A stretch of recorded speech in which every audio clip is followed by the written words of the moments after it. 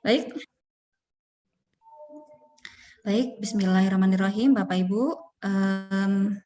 Sebentar lagi acara akan kita mulai, yaitu acara pendampingan persiapan kuliah S3 dengan subaktivitas yaitu persiapan penyusunan proposal disertasi.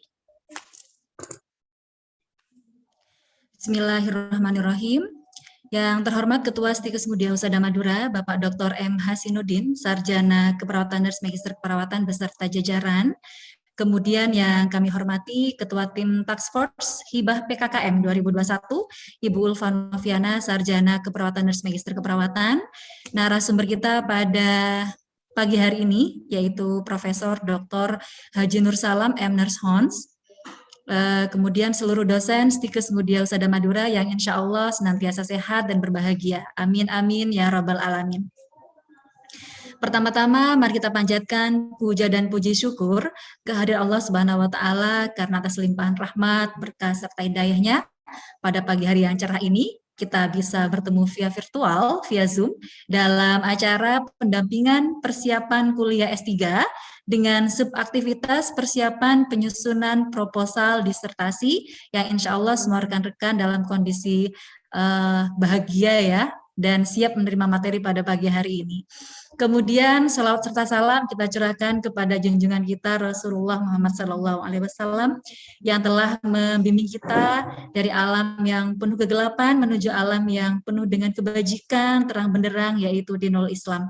Semoga kelak di yaumil akhir kita bisa berkumpul dengan beliau di jannah Allah Subhanahu wa taala. Amin amin ya rabbal alamin.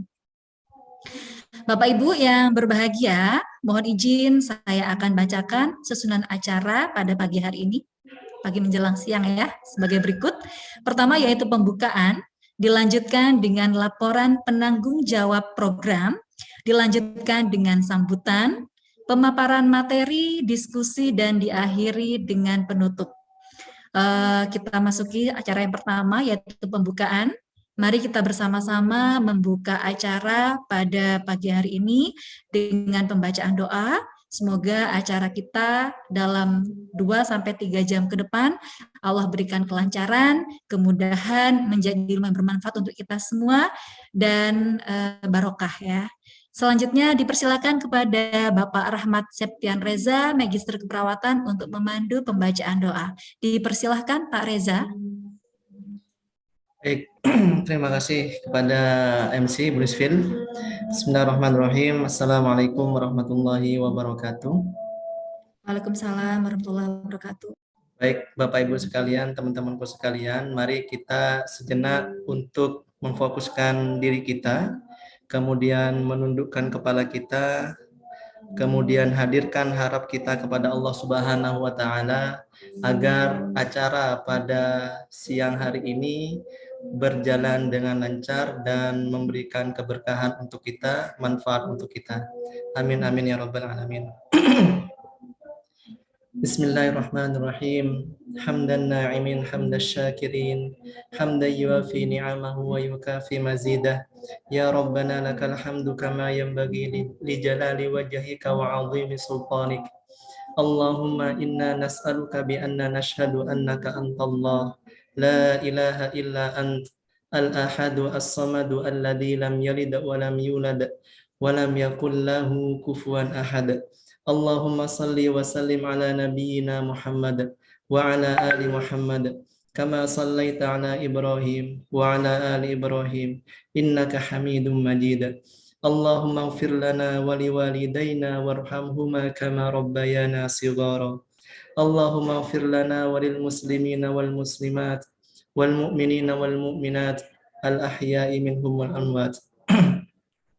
Allahumma inna nas'aluka ilman nafi'a wa rizqan tayyiba wa amalan mutaqabbala. Allahumma ya hayyu ya qayyumu bi rahmatika astaghits aslih lana umurana Rabbana atina fid dunya hasanah wa fil akhirati hasanah wa qina adzaban nar. Rabbana taqabbal minna innaka antas samiul alim wa tub alaina innaka antat tawwabur rahim. Amin amin ya Allah, amin ya rabbal alamin. Assalamualaikum warahmatullahi wabarakatuh. Waalaikumsalam warahmatullahi wabarakatuh. Terima kasih disampaikan kepada Bapak Rahmat Septian Reza, Magister Keperawatan. Selanjutnya kita masuk ke acara yang kedua, yaitu laporan penanggung jawab program. Kepada yang kami hormati Ibu Heni Ekawati, Magister Keperawatan, waktu dan tempat dipersilahkan. Baik, terima kasih Ibu Nisfil selaku pembawa acara. Bismillahirrahmanirrahim. Assalamualaikum warahmatullahi wabarakatuh. Yang terhormat Ketua Stikes Mudia Husada Madura beserta jajaran. Yang kami hormati narasumber kita untuk kegiatan hari ini Profesor Dr. Nur Salam M. Nurse Hons, Ketua Task Force Hibah PPKM Ibu Ulfa Noviana MKep, beserta seluruh teman-teman dosen Stikes Mudia Husada Madura yang alhamdulillah hari ini hampir seluruh dari semua program studi hadir. Semoga dalam keadaan sehat lahir dan batin, kemudian bahagia, ya. Amin ya rabbal alamin. Baik, kami sampaikan laporan Ketua Panitia. Untuk laporan panitia kegiatan hari ini merupakan bagian dari program PKKM, hibah PKKM yang kita dapatkan dari Dikti. Jadi untuk program penyusunan proposal disertasi ini merupakan salah satu bentuk kegiatan dari hibah program kompetensi Kampus Merdeka yang institusi kami dapatkan. Berdasarkan surat keputusan penerima bantuan pemerintah program kompetensi Kampus Merdeka nomor 0324 E.E1 garing KM111 tahun 2021. Seperti kita ketahui bahwa program kompetensi Kampus Merdeka bertujuan untuk meningkatkan mutu pendidikan tinggi. Salah satu upayanya adalah meningkatkan kualitas sumber daya dosen sebagai ujung tombak pelaksana proses belajar mengajar. Mengingat pentingnya hal tersebut, maka kami berinisiatif untuk mengadakan kegiatan penyusunan proposal disertasi sebagai salah satu upaya membantu tenaga dosen di institusi kami menyiapkan persyaratan untuk menjadi mahasiswa strata 3. Adapun tujuan untuk kegiatan kita hari ini adalah memberikan pendampingan kepada dosen yang akan melanjutkan studi doktor, khususnya di penyusunan proposal disertasi yang merupakan prasyarat untuk menjadi mahasiswa strata 3. Untuk nama dan tema kegiatan hari ini adalah pendampingan persiapan kuliah S3 pada program persiapan penyusunan proposal disertasi. Adapun kegiatan terdiri dari 2 sesi pemaparan materi oleh narasumber, kemudian dilanjutkan sesi kedua yakni sesi diskusi. Kegiatan ini direncanakan dilaksanakan pada hari Rabu 29 Desember 2021 jam 10 sampai dengan jam 12 waktu Indonesia Barat. Adapun tempat kita setting untuk bertemu di Zoom meeting dengan narasumber Profesor Dr. Haji Nur Salam M. Nurse Hons. Adapun peserta kegiatan untuk kegiatan hari ini adalah seluruh dosen Stikes Mudia Husada Madura yang kita plankan berjumlah 54 orang. Adapun sumber dana berasal dari hibah PPKM yang kita terima tahun ini, tahun 2021. Demikian laporan Ketua Panitia pada acara penyusunan proposal disertasi. Kurang lebihnya kami mohon maaf, semoga kegiatan ini bermanfaat untuk kita semua ke depannya. Bangkalan 29 Desember 2021, penanggung jawab kegiatan Heni Ekawati MKep ditandatangani. Wassalamualaikum warahmatullahi wabarakatuh. Waalaikumsalam warahmatullahi wabarakatuh. Terima kasih Ibu Heni Ekawati, Magister Keperawatan atas laporan dari penanggung jawab program. Selanjutnya adalah sambutan sekaligus berkenan untuk membuka acara yang akan disampaikan oleh Ketua Stikes Mudia Husada Madura. Kepada yang terhormat Bapak Dr. M. Hasinuddin, Sarjana Keperawatan Nurse Magister Keperawatan, dipersilahkan. Baik, terima kasih. Assalamualaikum warahmatullahi wabarakatuh. Waalaikumsalam warahmatullahi wabarakatuh. Alhamdulillahirrabbilalamin. Wassalatu wassalamu ala asrafil anbiya wal mursalin. Sayyidina Muhammad wa ala alihi wa sahbihi ajma'in, amma ba'du. Yang terhormat Profesor Dr. Haji Nur Salam M. Nurse Hons, yang pada hari ini sebagai pemateri dalam acara pendampingan penyusunan disertasi untuk mahasiswa yang akan melanjutkan studi ke S3. Matur nuwun banyak Prof atas rawuhnya dan menghadiri undangan kami melalui media Zoom pada hari ini.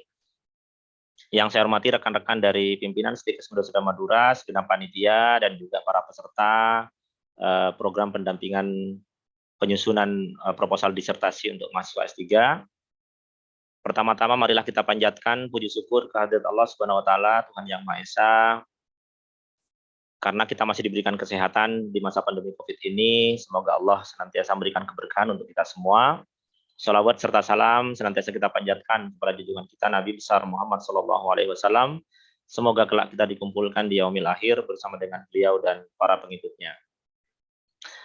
Bapak Ibu sekalian yang dirahmati Allah, saya mohon rekan-rekan nanti bisa mengikuti kegiatan ini dengan baik, karena memang untuk dosen-dosen yang ada di Stikes Muda Madura ini masih baru ada 5 orang ya yang sudah S3, kemudian 1 orang sedang proses menempuh pendidikan S3, nah lainnya ini masih persiapan untuk ke S3. Oleh karena itu saat ini momen yang pas bagaimana nanti teman-teman ini, karena S3 ini memang saat ini mayoritas termasuk di Fakultas Keperawatan UNER ini kalau tidak salah sudah by research ya, artinya kalau teman-teman sudah siap dengan proposal disertasinya, tentunya akan lebih memudahkan langkah-langkah teman-teman untuk menempuh pendidikan di S3 tepat waktu, bahkan bisa lebih cepat gitu ya. Oleh karena itu, mohon bantuan dari Profesor Dr. Haji Nur Salam pada kesempatan kali ini untuk bisa memberikan pembekalan bagaimana kiat-kiat untuk menyusun proposal disertasi S3 supaya nanti teman-teman ini mulai dari penentuan topik, penyusunannya, kemudian timeline segala macam. Dan perlu kami sampaikan juga Prof. Nur Salam bahwa peserta untuk pendampingan kali ini berasal dari semua prodi yang ada di Stikes Muda Madura, Prof. Jadi ada kebidanan, ada keperawatan, ada analis, ada farmasi, ada administrasi kesehatan, ada rekam medik, ada fisioterapi. Oleh karena itu, Prof, dengan berbagai latar belakang pendidikan teman-teman ini, saya kira Prof. Nur Salam ini sudah sangat berpengalaman membimbing mahasiswa S3, dan juga kebetulan beliau saat ini menjabat sebagai Kaprodi S3 di Fakultas Keperawatan UNER. Beliau juga sering membimbing dan menguji mahasiswa Fakultas Kedokteran, Fakultas Kesehatan Masyarakat, dan tentunya Fakultas Keperawatan, dan juga bisa jadi nanti dari jurusan yang lain. Oleh karena itu, sangat tepat sekali kami menghadirkan Profesor Dr. Haji Nur Salam untuk memberikan materi pada kesempatan kali ini. Saya kira itu yang bisa kami sampaikan. Sekali lagi, terima kasih banyak Nur Salam dan rekan-rekan yang telah berkenan hadir pada kesempatan kali ini. Kami doakan mudah-mudahan ilmu yang kita terima pada hari ini menjadi ilmu yang barokah dunia akhirat. Dan secara resmi, ucapan Bismillahirrahmanirrahim, acara dalam rangka bagian dari hibah PKKM dengan kegiatan pendampingan penyusunan proposal disertasi untuk studi lanjut ke S3 secara resmi saya nyatakan dibuka. Demikian, kurang lebihnya mohon maaf. Wabillahi taufiq wal hidayah. Assalamualaikum warahmatullahi wabarakatuh. Waalaikumsalam warahmatullahi wabarakatuh. Terima kasih Bapak Dr. M. Hasinuddin, Sarjana Keperawatan dan Semester Perawatan atas sambutan sekaligus berkenan membuka acara. Baik, selanjutnya kita akan masuk ke sesi pemaparan materi. Kita sapa terlebih dahulu mungkin ya, Prof. Nur Salam. Assalamualaikum, Prof. Waalaikumsalam, Mbak. Pripun kabarnya, Prof? Alhamdulillah, sehat. Alhamdulillah. Baik, mohon izin, Prof. Saya sampaikan, bacakan CV terlebih dahulu. Mohon izin saya share screen dulu, Prof. Baik, Bapak Ibu peserta acara pendampingan penyusunan proposal disertasi pada hari ini, mohon izin saya bacakan CV dari Prof. Nur Salam terlebih dahulu. Mungkin semuanya sudah kenal ya, ini saya hanya membacakan ulang saja, Prof. Baik, Profesor Dr. Haji Nur Salam M. Hons, dan beliau saat ini sebagai Profesor in Nursing Science di Universitas Airlangga. Kemudian untuk bidang keilmuan yaitu di Fundamental and Medical Surgical Nursing and Nursing Leadership and Management HIV AIDS and Tropical Disease. Kemudian selanjutnya riwayat pendidikan, mungkin saya bacakan yang terakhir, nggih.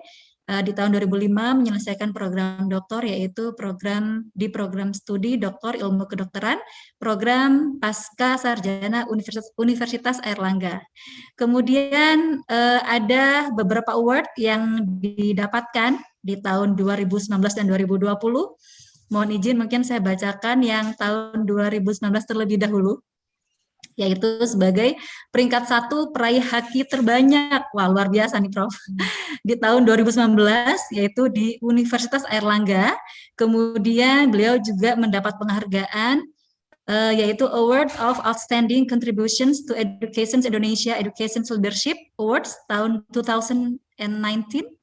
Kemudian di tahun 2020, mendapat rekor muri edukasi bantuan hidup dasar kepada awam khusus terbanyak, dan di tahun 2020 pula, wah luar biasa nih dari Sinta ya, top 17 dari 500 the best researcher in Indonesia from 197.520 researchers based on Science and Technology Index, our Sinta. Wah luar biasa, Prof. Tepuk tangan dulu barangkali. Tepuk tangan virtual. Selanjutnya adalah riwayat organisasi dan pekerjaan. Untuk pekerjaan di tahun 2021 hingga 2025, beliau selaku Ketua Program Studi Doktor Keperawatan Fakultas Keperawatan Universitas Airlangga. Kemudian untuk organisasi profesi, wah ini yang paling geres dan update, yaitu selamat sekali lagi Prof, terpilih sebagai Ketua DPW PPNI Provinsi Jawa Timur, masa bakti 2021 hingga 2026. Kemudian untuk riwayat penelitian dalam 5 tahun terakhir ada 28, dan saya mungkin mohon izin saya bacakan yang paling akhir, semoga ini yang paling update. Jadi di tahun 2021 penelitiannya adalah tentang multicenter studi efektivitas plasma konvalensi dan vaksinasi COVID-19 terhadap penurunan kasus, kesembuhan, dan resiliensi masyarakat Asia Tenggara. Pendanaannya 150 juta, luar biasa. Dan banyak sekali pendanaan lain ya, ratusan juta. Ini kalau saya baca sampai akhir mungkin kita workshopnya sore nanti ini. Kemudian untuk riwayat pengabdian 5 tahun terakhir, saya baca juga yang tahun 2021, yaitu Dream Partnership, Six Keys Program Pemberdayaan Perempuan untuk meningkatkan upaya promotif, preventif, dan resiliensi HIV/AIDS pada remaja putri dan ibu rumah tangga. Kemudian untuk publikasi Scopus 5 tahun terakhir 103, luar biasa. Yang tahun 2021 yaitu The Determinants of Willingness to Care for People Living with HIV/AIDS, a Cross-Sectional Study in Indonesia. Kemudian, nah ini kalau yang selanjutnya saya bacakan mungkin nanti tidak selesai nih ya. Saya bacakan resumenya saja. Jadi ada publikasi jurnal internasional sebanyak 32, kemudian publikasi jurnal nasional 81, book publications 16, dan haki 10 tahun terakhir 19. Luar biasa narasumber kita pada pagi hari ini. Dan mungkin itu saja yang saya bacakan untuk CV, sudah sangat luar biasa sekali. Selanjutnya langsung saja kita persilakan kepada Prof. Nursalam untuk menyampaikan materinya. Monggo dipersilahkan, Prof. Terima kasih banyak Mbak Niswi, suara saya jelas? Jelas, Prof. Oke, jelas sekali, Prof. Terus yang saya hormati Bapak Dr. Hasinuddin sebagai Ketua Stikes, mudah-mudahan segera menjadi universitas nih Pak Hasin. Amin, Prof. Amin, matur nuwun. Amin ya rabbal alamin. Luar biasa. Yang saya hormati para dosen semuanya dari keperawatan, kebidanan, kemudian dari analis, dari farmasi gitu ya Pak Tin ya. Oke, Prof. Dan ada prodi lagi yang belum? Rekam medik sama fisioterapi, Prof. Fisioterapi, luar biasa. Ini sudah tinggal turunnya saja nggak kalau institut ya. Inji, Prof. Siap. Universitas lebih hebat lagi begitu. Baik Bapak Ibu, saya ditugaskan oleh Pak Asin untuk memberikan sharing bagaimana pendidikan doktor. Kebetulan Pak Asin ini juga anak saya, ini bimbingan saya mulai S2, S3 di kedokteran ya. Beliaunya mengambil waktu itu tahun berapa ya Pak Asin lulus sampai lupa ini? 2010 lulus, Prof. Ya, sekitar itu ya. Jadi itu Sudah lama beliaunya lulus sehingga nanti teman-teman juga bisa belajar dari beliaunya. Ini ada juga Pak Sukron ya yang 2 tahun yang lalu ya sudah lulus Pak Sukron ya. Lulusan terbaik, Bro. Ya. Dan teman-teman yang lain. Waduh, Luar biasa. mohon izin bro. Oke. Baik, Bapak Ibu, jadi kalau kita studi di kesehatan ya, teman-teman kebidanan, saya rasa samalah, saya juga pernah bimbing teman kebidanan. Kalau saya review di Poltekkes itu ya semua, jadi ada kebidanan, ada farmasi, ada gizi, ada analis gitu ya. Jadi mungkin tema memang mungkin saya tidak tahu secara detail, tapi tahapan-tahapan itu mungkin nanti kita sama ya. Mudah-mudahan nanti, mohon maaf kalau saya nanti banyak memberikan contoh di keperawatan atau kebidanan ya mungkin seperti itu. Tapi mudah-mudahan bisa memberikan tambahanlah pemahaman pada Bapak Ibu semuanya di dalam penelitian ya. Baik, mohon izin untuk share screen yang bisa ya. Jadi saya menuliskan di sini dengan metode penelitian ya, atau mungkin nanti apa yang kita siapkan untuk proposal begitu. Nanti kalau tadi sampaikan oleh Mbak Nisfil, ini link saya ya. Jadi nanti link, jadi harapan saya kalau sudah S3 nanti punya link ya. Jadi kalau saya ngeklik Scopus dibacakan Mbak Nisfil tadi bisa langsung kita lihat di sini ya. Jadi nanti contoh aja supaya teman-teman bisa. Ini saya pakai ini di kampus muter-muter ini. Kalau di rumah biasanya cepat malah. Agak lambat. Jadi nanti sebenarnya 2021 banyak ya, mungkin artikel-artikel yang nanti bisa di-search, kita lihat di sini trennya, indexnya ada 9. Nah ini ada banyak 2021 sebenarnya yang belum saya masukkan di sana ya. Jadi ini ada yang Q2, Q1, ada Q3 seperti itu yang nanti mungkin bisa dicek teman-teman ya. Salah satunya beberapa ya bukan hanya di ini misalnya kebidanan ya. Ini yang kita lihat. Ini teman-teman di kebidanan ya. Terus ini juga ada ya beberapa di situ. Terus nah ini tentang ini juga di kebidanan bisa ya, resiliensi dan seterusnya, itu mungkin beberapa contoh saja. Nanti di Sinta Bapak Ibu juga bisa melihat di beberapa tahapan. Di sana ada banyak ya, beberapa yang kita lihat. Nanti bisa dicek. Saya mohon cerita dulu tahapan kalau kita penelitian di keperawatan ini saya katakan. Kalau di kedokteran, ya nanti teman-teman kan di kedokteran, di FKM, ya mungkin di kesehatan gitu ya Pak Sin. Jadi kalau di kesehatan masyarakat misalnya di FKM dan seperti Pak Sukron, jadi nantinya itu ada kualifikasi di sini nomor 2 ini biasanya. Kemudian yang dinilai ini kualifikasi, setelah kualifikasi kita masuk ke nomor 6. Ini yang dinilai nomor 6, proposal. Kemudian setelah proposal biasanya kita masuk ke kelayaan nomor 9 setelah pengumpulan data. Setelah kelayaan tertutup, terbuka. Lah kira-kira itu 9, 10, 11 ya. Jadi itu kira-kira tahapannya. Jadi nomor 2, nomor 6, nomor 9, nomor 10, nomor 11. Jadi supaya kita siap mental dulu ya. Perjalanan kita ini S3 ini kalau ingin kita ya S3-nya seluman-selumun selamat. Jangan sampai S3-nya stres stroke sedo. Lah ini jangan ya. Ini ngomong masih muda Pak Sin. Jadi ini pengen, jadi perjalanannya di sana di FKM maupun di FK seperti itu ya. Jadi nomor 2, nomor 6 saya ulang lagi, nomor 9, 10, 11 ini Pak Asin melalui ini semuanya ini tempat suran juga. Nah di keperawatan juga sama sebenarnya tahapan itu, cuman di sini karena by research ya, jadi di perawatan terutama teman-teman keperawatan nanti mengambil by research. Biasanya kalau di FKM juga begitu teman-teman kebidanan ya, nanti di Kesmas, di farmasi juga bisa. Itu biasanya ada prakualifikasi, ada kualifikasi. Jadi harapan kita untuk menyiapkan kualifikasi ini.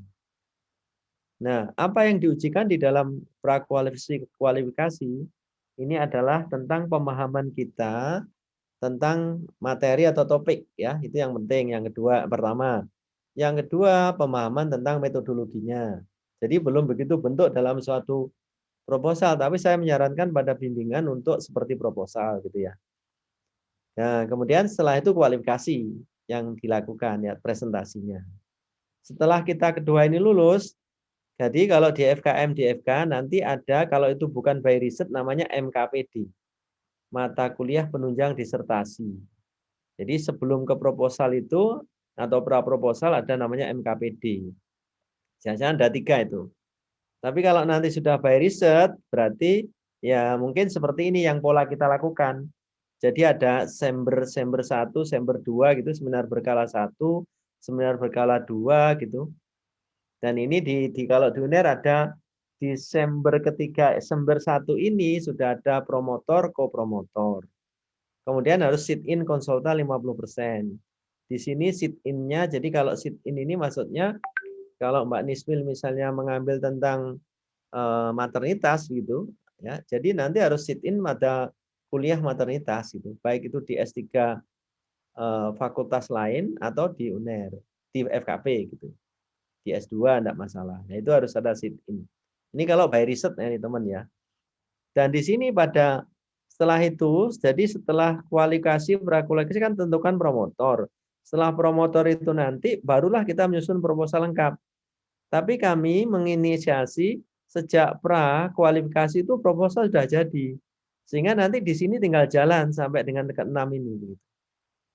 Nah, sehingga kalau perubahan-perubahan mungkin lebih detail lagi. Dan ini nanti pada sebelum proposal, teman-teman semuanya nanti harus menguji coba namanya instrumen. Jadi uji coba validitas, reliabilitas daripada instrumen itu nanti akan ditampilkan di sini. Sehingga pada saat ini sudah fake gitu. Nah, dari situ kalau kita di FK, FKM, dari sini biasanya langsung kelayaan. Nah, kalau di kami ada namanya seminar berkala 3. Seminar berkala eksida itu karena penelitian di keperawatan itu ada 3 tahap. Tahap 1, tahap 2, ini berkala 3. Baru nanti tahap ketiga baru prakelayaan selesai gitu. Kelayaan tertutup. Nah, ini tertutup ini kalau kita sudah memenuhi syarat di UNER, di FKM, di farmasi, juga di Kesmas, kalau kita punya Scopus Q3, ya ini saya sampaikan Q3 jumlahnya minimal 3, dengan syarat-syarat misalnya tulisan itu harus menyertakan sesuai dengan topik.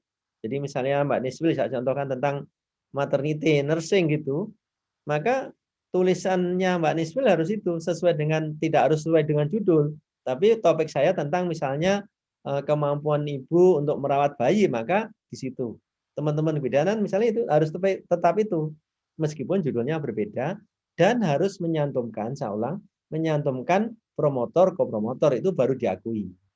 Jadi kalau misalnya ini nggak menyantumkan promotor, kopromotor tidak diakui karena itu memang sudah tertulis di dalam peraturan rektor. Sehingga kalau sudah 3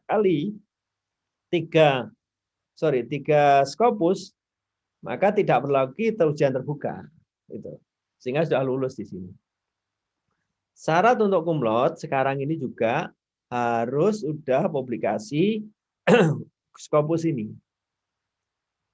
Jadi kalau katakanlah kita hanya 3 tahun, tapi kalau publikasi kita itu kurang memenuhi syarat yang ditetapkan, kita nggak bisa cum laude juga saat ini. Itulah by riset seperti itu kira-kira tahapan, kira-kira yang apa yang Bapak Ibu adik-adik lalui nanti, mulai yang tadi saya cerita, nomor 1, 2, nomor 6, nomor 9, 10, 11 seperti itu.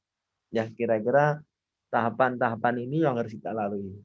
Oleh karena itu, pada saat kita akan menyiapkan di sini, maka kita harus siap, tadi sampaikan oleh Pak Ketua Stikes, Pak Dr. Hasin, jadi harus siap proposal itu. Nah, proposal seperti apa siapnya nanti coba sama-sama kita belajar itu. Itu ya kira-kira gambaran bagaimana saya supaya nanti bisa lulus ya sesuai yang ditetapkan ini. Nah, ini kira-kira materi nanti bisa saya kirim ke Pak Hasin. Cuman saya ingin menekankan nanti di nomor 2 ya, nomor 3 ya. Ini yang kira-kira untuk memulai nomor 1, 2 tadi, tahapan 1, 2 tadi. Jadi kita mulai di sini. Ya.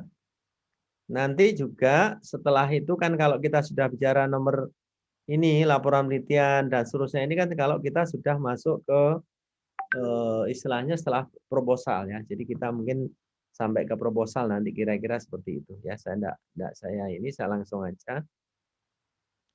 Jadi teman-teman semuanya, ini saya contohkan ya. Ini saya contohkan kalau membimbing ya kita teman-teman semuanya. Kalau sarjana kan seperti ini ya kira-kira.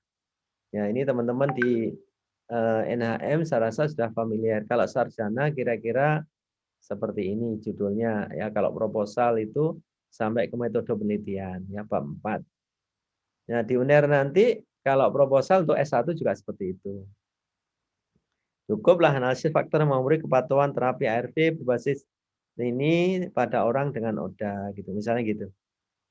Kemudian kalau itu adalah kualitatif juga boleh ya. Jadi nanti silahkan itu yang nanti bisa digunakan sesuai misalnya dengan studi fenomenologi untuk S2 ini ya. Ya jadi untuk S2 yang kualitatif juga diperbolehkan. Nah ini kalau magister ya. Jadi kalau nanti misalnya magister itu ada jenis namanya R&D, jadi Research and Development. Jadi kalau proposalnya nanti ya bab 1 pendahuluan, bab 2 tinjauan pustaka, bab 3-nya kerangka konsep, bab 4-nya adalah metode. Ya.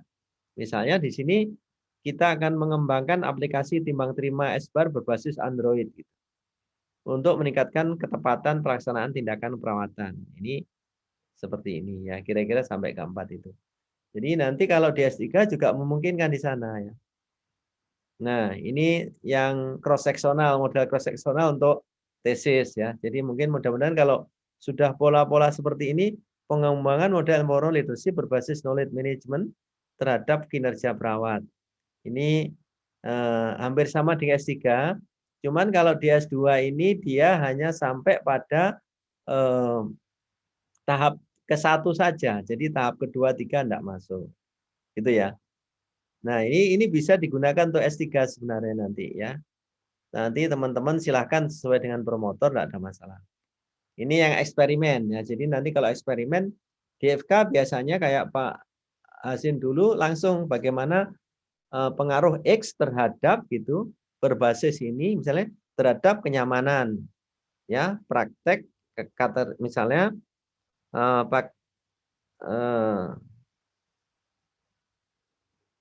pada pasien jantung, jadi kateterisasi pada pasien jantung. Jadi ini bisa digunakan, jadi model-model seperti ini. Tapi di sini ada tahapan teman-teman, pendahuluan, tinjauan pustaka.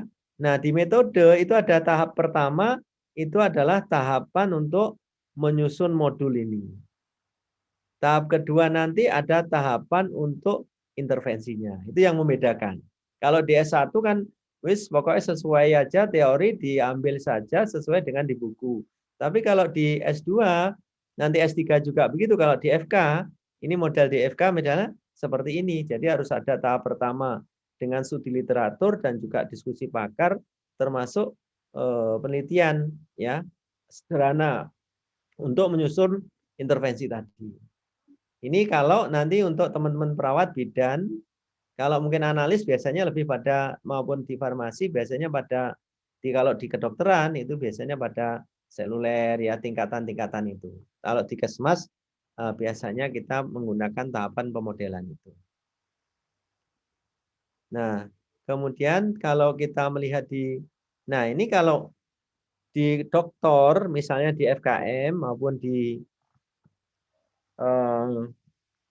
FKP ini contohnya seperti ini. Nah, jadi misalnya kita pengembangan model pola asuh prenatal berbasis spiritual. Jadi kalau kita lihat pola asuh prenatal berbasis spiritual terhadap kesiapan menjadi ibu, ya, dan kesejahteraan janin pada primigravida. Ini teman-teman bidan bisa, teman-teman perawat bisa.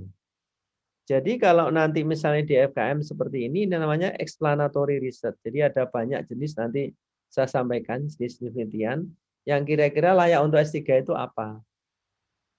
Nah, di sini ada explanatory research. Jadi bab 1 sama, bab 2 sama, bab 3 juga sama. Nah, yang bab 4 di sini ada kalau di FKP tadi Bapak Ibu lihat 4.1 tahap pertama untuk membuat model itu tadi. Tahap kedua ini adalah menghasilkan modul. 4.2. 4.3 untuk implementasinya. Kalau di FKM nanti bisa seperti ini, tidak ada masalah. Tahap 1 langsung tahap 2, 3 digabung, itu boleh juga. Nah, kalau di FK tadi, kalau mau langsung intervensi seperti tadi, tahap 1 membuat modul dan seterusnya itu, baru nanti eksperimennya. Gitu ya, ini mungkin beberapa contoh yang nanti bisa kita lakukan. Nah, ini kalau misalnya explanatory research dari kuanti dulu, baru eksperimen. Kalau ini expected yang mana exploratory. Kalau exploratory itu biasanya intervensi, misalnya gini, pengembangan model intervensi transisi berbasis goal statement terhadap respon transisi. Ini melalui metodenya, teman-teman lihat ini kualitatif dulu. Tahap 1 ini. Tahap kedua sama, menyusun modul. Tahap ketiga intervensi. Jadi kalau explanatory itu nanti adalah dengan kuanti, kalau di dalam exploratory tahap pertama kuali. Itu tahapan. Kalau di UI, teman-teman nanti kalau kuliah di UI, di S3 sana, rata-rata menggunakan tahap pertama pakai exploratory, berarti pakai kuali dulu. Nah, itu baru nanti menyusun suatu instrumen, baru diintervensikan. Nah, ini kira-kira gambaran teman-teman yang terutama di keperawatan, di bidanan, tadi juga di teman analis, juga fisioterapi, saya rasa lebih banyak pada eksperimen yang nanti juga kita lihat contoh itu. Kemudian yang lanjut, saya tidak usah saya jelaskan ini. Yang berikutnya adalah tip. Nah, bagaimana saya tip penelitian yang berkualitas dan nantinya bisa menghasilkan suatu jurnal yang bereputasi. Ini yang harus kita gunakan sebelum kita masuk pada tahapan-tahapan. Ya. Jadi yang pertama di sini saya punya pesan 3 saja. Kalau kita memilih suatu topik, jadi nanti pada tahap 1, 2 tadi masih ingat ya, kita harus memilih namanya suatu topik itu harus ada suatu kebaruan.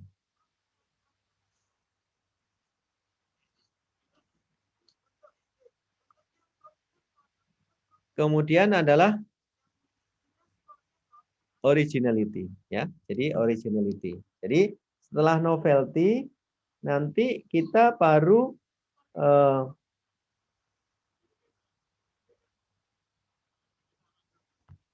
bentar, saya tak sebentar aja.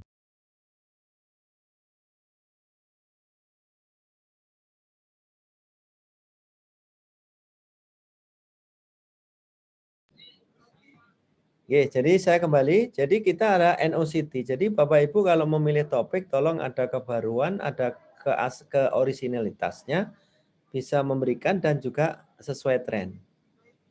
Ini ya, jadi nanti ini yang membedakan kira-kira seperti apa gitu teman-teman, tolong itu dicek.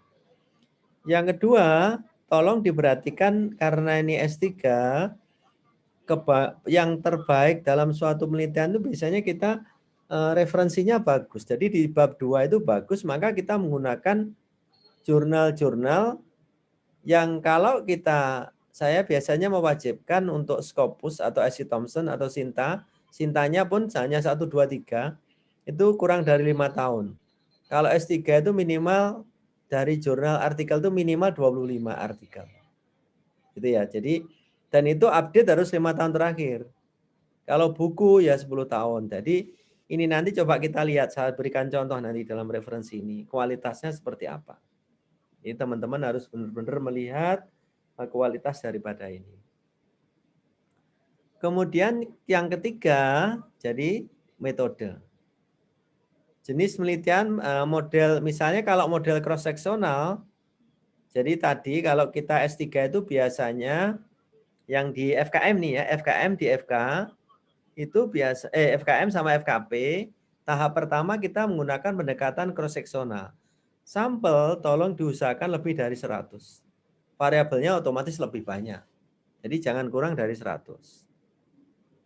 Yang kedua, kalau di FK, ini FK teman-teman, kalau mungkin di farmasi juga mungkin FK itu bisa fisioterapis ya, teman-teman dari perawatan juga bisa, kebidanan bisa. Itu biasanya eksperimen. Nanti saya tunjukkan contoh eksperimen itu, ya. Seperti apa nanti tahapan-tahapan ini. Jadi, dan diharapkan di dalam eksperimen ini nanti kalau di FK itu kita harus punya 2 kelompok. Nah, setiap kelompok jangan kurang dari 30. Dan dalam intervensi pun juga harus memenuhi persyaratan FITT. Jadi jangan sampai intervensi hanya sekali, 2 kali kayak di S1, jangan S2. Kalau harusnya 2 bulan ya 2 bulan. Intensitasnya berapa lama? Tipenya apa? Berapa kali? Lah itu harus tulis. Nah ini ya, tolong dilihat ini. Nah ini tadi kalau kualitatif yang tadi tahapan pertama, R&D tadi. Nah nomor 5 ini sebenarnya digunakan untuk S3 semuanya. Jadi mohon teman-teman membaca tentang bagaimana menulis suatu literatur review, systematic review. Karena itu nanti diwajibkan dituliskan di bab 2. Gitu ya. Jadi ini tolong diperhatikan betul ya. Saya memberikan gambaran yang terutama di metode. Nah, ini kira-kira 1, 2, 3 tadi topik. Kemudian tentang referensi. Yang ketiga adalah metode. Jadi teman-teman di S3 harapan saya untuk sangat memahami tentang bagaimana metode yang nanti akan diterapkan. Biasanya tadi yang saya ceritakan kalau di FKM ya, di keperawatan kita tahap pertama ini ataupun pakai kualitatif ya. Kalau di kedokteran biasanya bisa langsung seperti nomor 2 ini. Itu ya. Di farmasi juga mungkin bisa ya. Nanti tolong dicek ya teman-teman. Nah, harapan kita kalau kita bicara tentang jurnal, harapan kita nanti jurnal itu harus luarannya seperti ini. Kalau bisa juga buku. Modul itu pasti ya, yang tadi kalau nanti di FKM itu pasti ada HG modul, produk. Produk itu bisa instrumen, bisa alat, bahan, atau kebijakan. Nah ini nomor 3, 4 tadi. Jadi ini harapan kita termasuk di nomor 1. Jadi kita kalau lulus biasanya dapatnya ada jurnal 3 misalnya. Luaran yang tidak wajib ya modul sama instrumen yang dipatenkan atau mungkin dihakikan. Gitu ya. Sehingga nanti kalau kita melihat di akreditasi itu nanti banyak haki paten itu di situ itu. Nah, itu kira-kira beberapa tip yang saya inginkan bagaimana kita topik, bagaimana referensi dan bagaimana metode. Nah, sekarang apa strategi kita di dalam menyusun suatu proposal disertasi? Yang tadi sudah saya ceritakan, di situ ada bab 1, bab 2, bab 3, bab 4, masih ingat ya tadi ya. Biasanya kalau proposal biasanya sampai bab 4, apalagi by riset Bapak Ibu harus perfect nanti tulisan 1, 2, 3, 4 itu. Ya, jadi di situ 1, 2, 3, 4. Jadi berangkatlah teman-teman semuanya itu dari suatu masalah. Jadi kalau kita ini harus berangkat dari suatu masalah. Jadi dalam suatu penelitian itu harapan kita jangan dengan judul. Yang kedua baru kita bicara metodologi itu ya. Nanti saya tunjukkan bagaimana masalah itu apa saja tahapan ini. Jadi dalam penelitian itu saya mempunyai singkatan namanya MMP. Jadi masalah, metode, publikasi. Nah, sekarang kalau kita bicara masalah, salah satunya nanti kan teman-teman kan sudah membuat namanya roadmap. Ini sesuai di standar kriteria 9 diakreditasi ya. Roadmap itu harus punya roadmap dari fakultas, roadmap dari prodi, roadmap dari dosen. Ya, itu juga harus disesuaikan. Saya nggak bicara tentang roadmap. Nah, M1 atau masalah ini ada 7 tahap. Jadi teman-teman nanti kalau mau menyusun proposal harus melalui 7 tahap ini untuk M1 tadi. Yang pertama adalah keilmuan kita apa. Sampai yang ketujuh ini adalah menentukan topik atau rencana judul. Ini dulu. Jadi jangan menulis bab 1, bab 2, bab 3 dulu. Menulislah dari tahapan ini. Jadi kalau bidang keilmuan kita misalnya farmasi, bidang keilmuan kita adalah fisioterapi, bidang keilmuan kita misalnya kebidanan, rekam medis, lah di sini. Baru nanti spesifiknya apa? Ini kalau di keperawatan bidanan misalnya ada kasus misalnya bidang ilmuwan tentang KMB, kalau di keperawatan mungkin diabetes begitu. Itu seperti itu. Barulah pada pasien diabetes, mohon maaf, ini nanti masalahnya apa? Nah, kita lihat sampai di sini sampai kita nanti menulis dalam suatu literatur systematic review tadi. Nanti kita tuangkan dalam keaslian penelitian. Nanti saya contohkan proposal itu. Nah, barulah yang keempat, kita menulis tinjauan pustaka. Jadi, bab 2 ditulis dulu. Yang isinya tadi, sempurna tadi. Ya, saya menulis di bab 2 nanti kita perhatikan ada beberapa hal yang diperhatikan. Nah, setelah bab 4, setelah menulis bab 2, barulah kita menyusun kerangka konsep. Nah, ini kerangka konsep ditulis. Baru setelah itu, nomor 6 itu, berarti kalau begitu saya sudah menulis bab 2, sudah nulis bab 3 kerangka konsep, baru saya nulis bab pendahuluan. Jadi jangan nulis pendahuluan dulu. Baru nanti judul saya apa. Judul ini bisa sampai ujian akhir pun berubah, nggak masalah. Nah, coba saya tunjukkan ke teman-teman.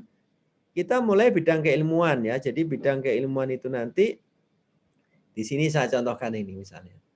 Jadi nanti teman-teman farmasi ya farmasi spesifik misalnya tentang farmasi tentang kosmetik gitu ya.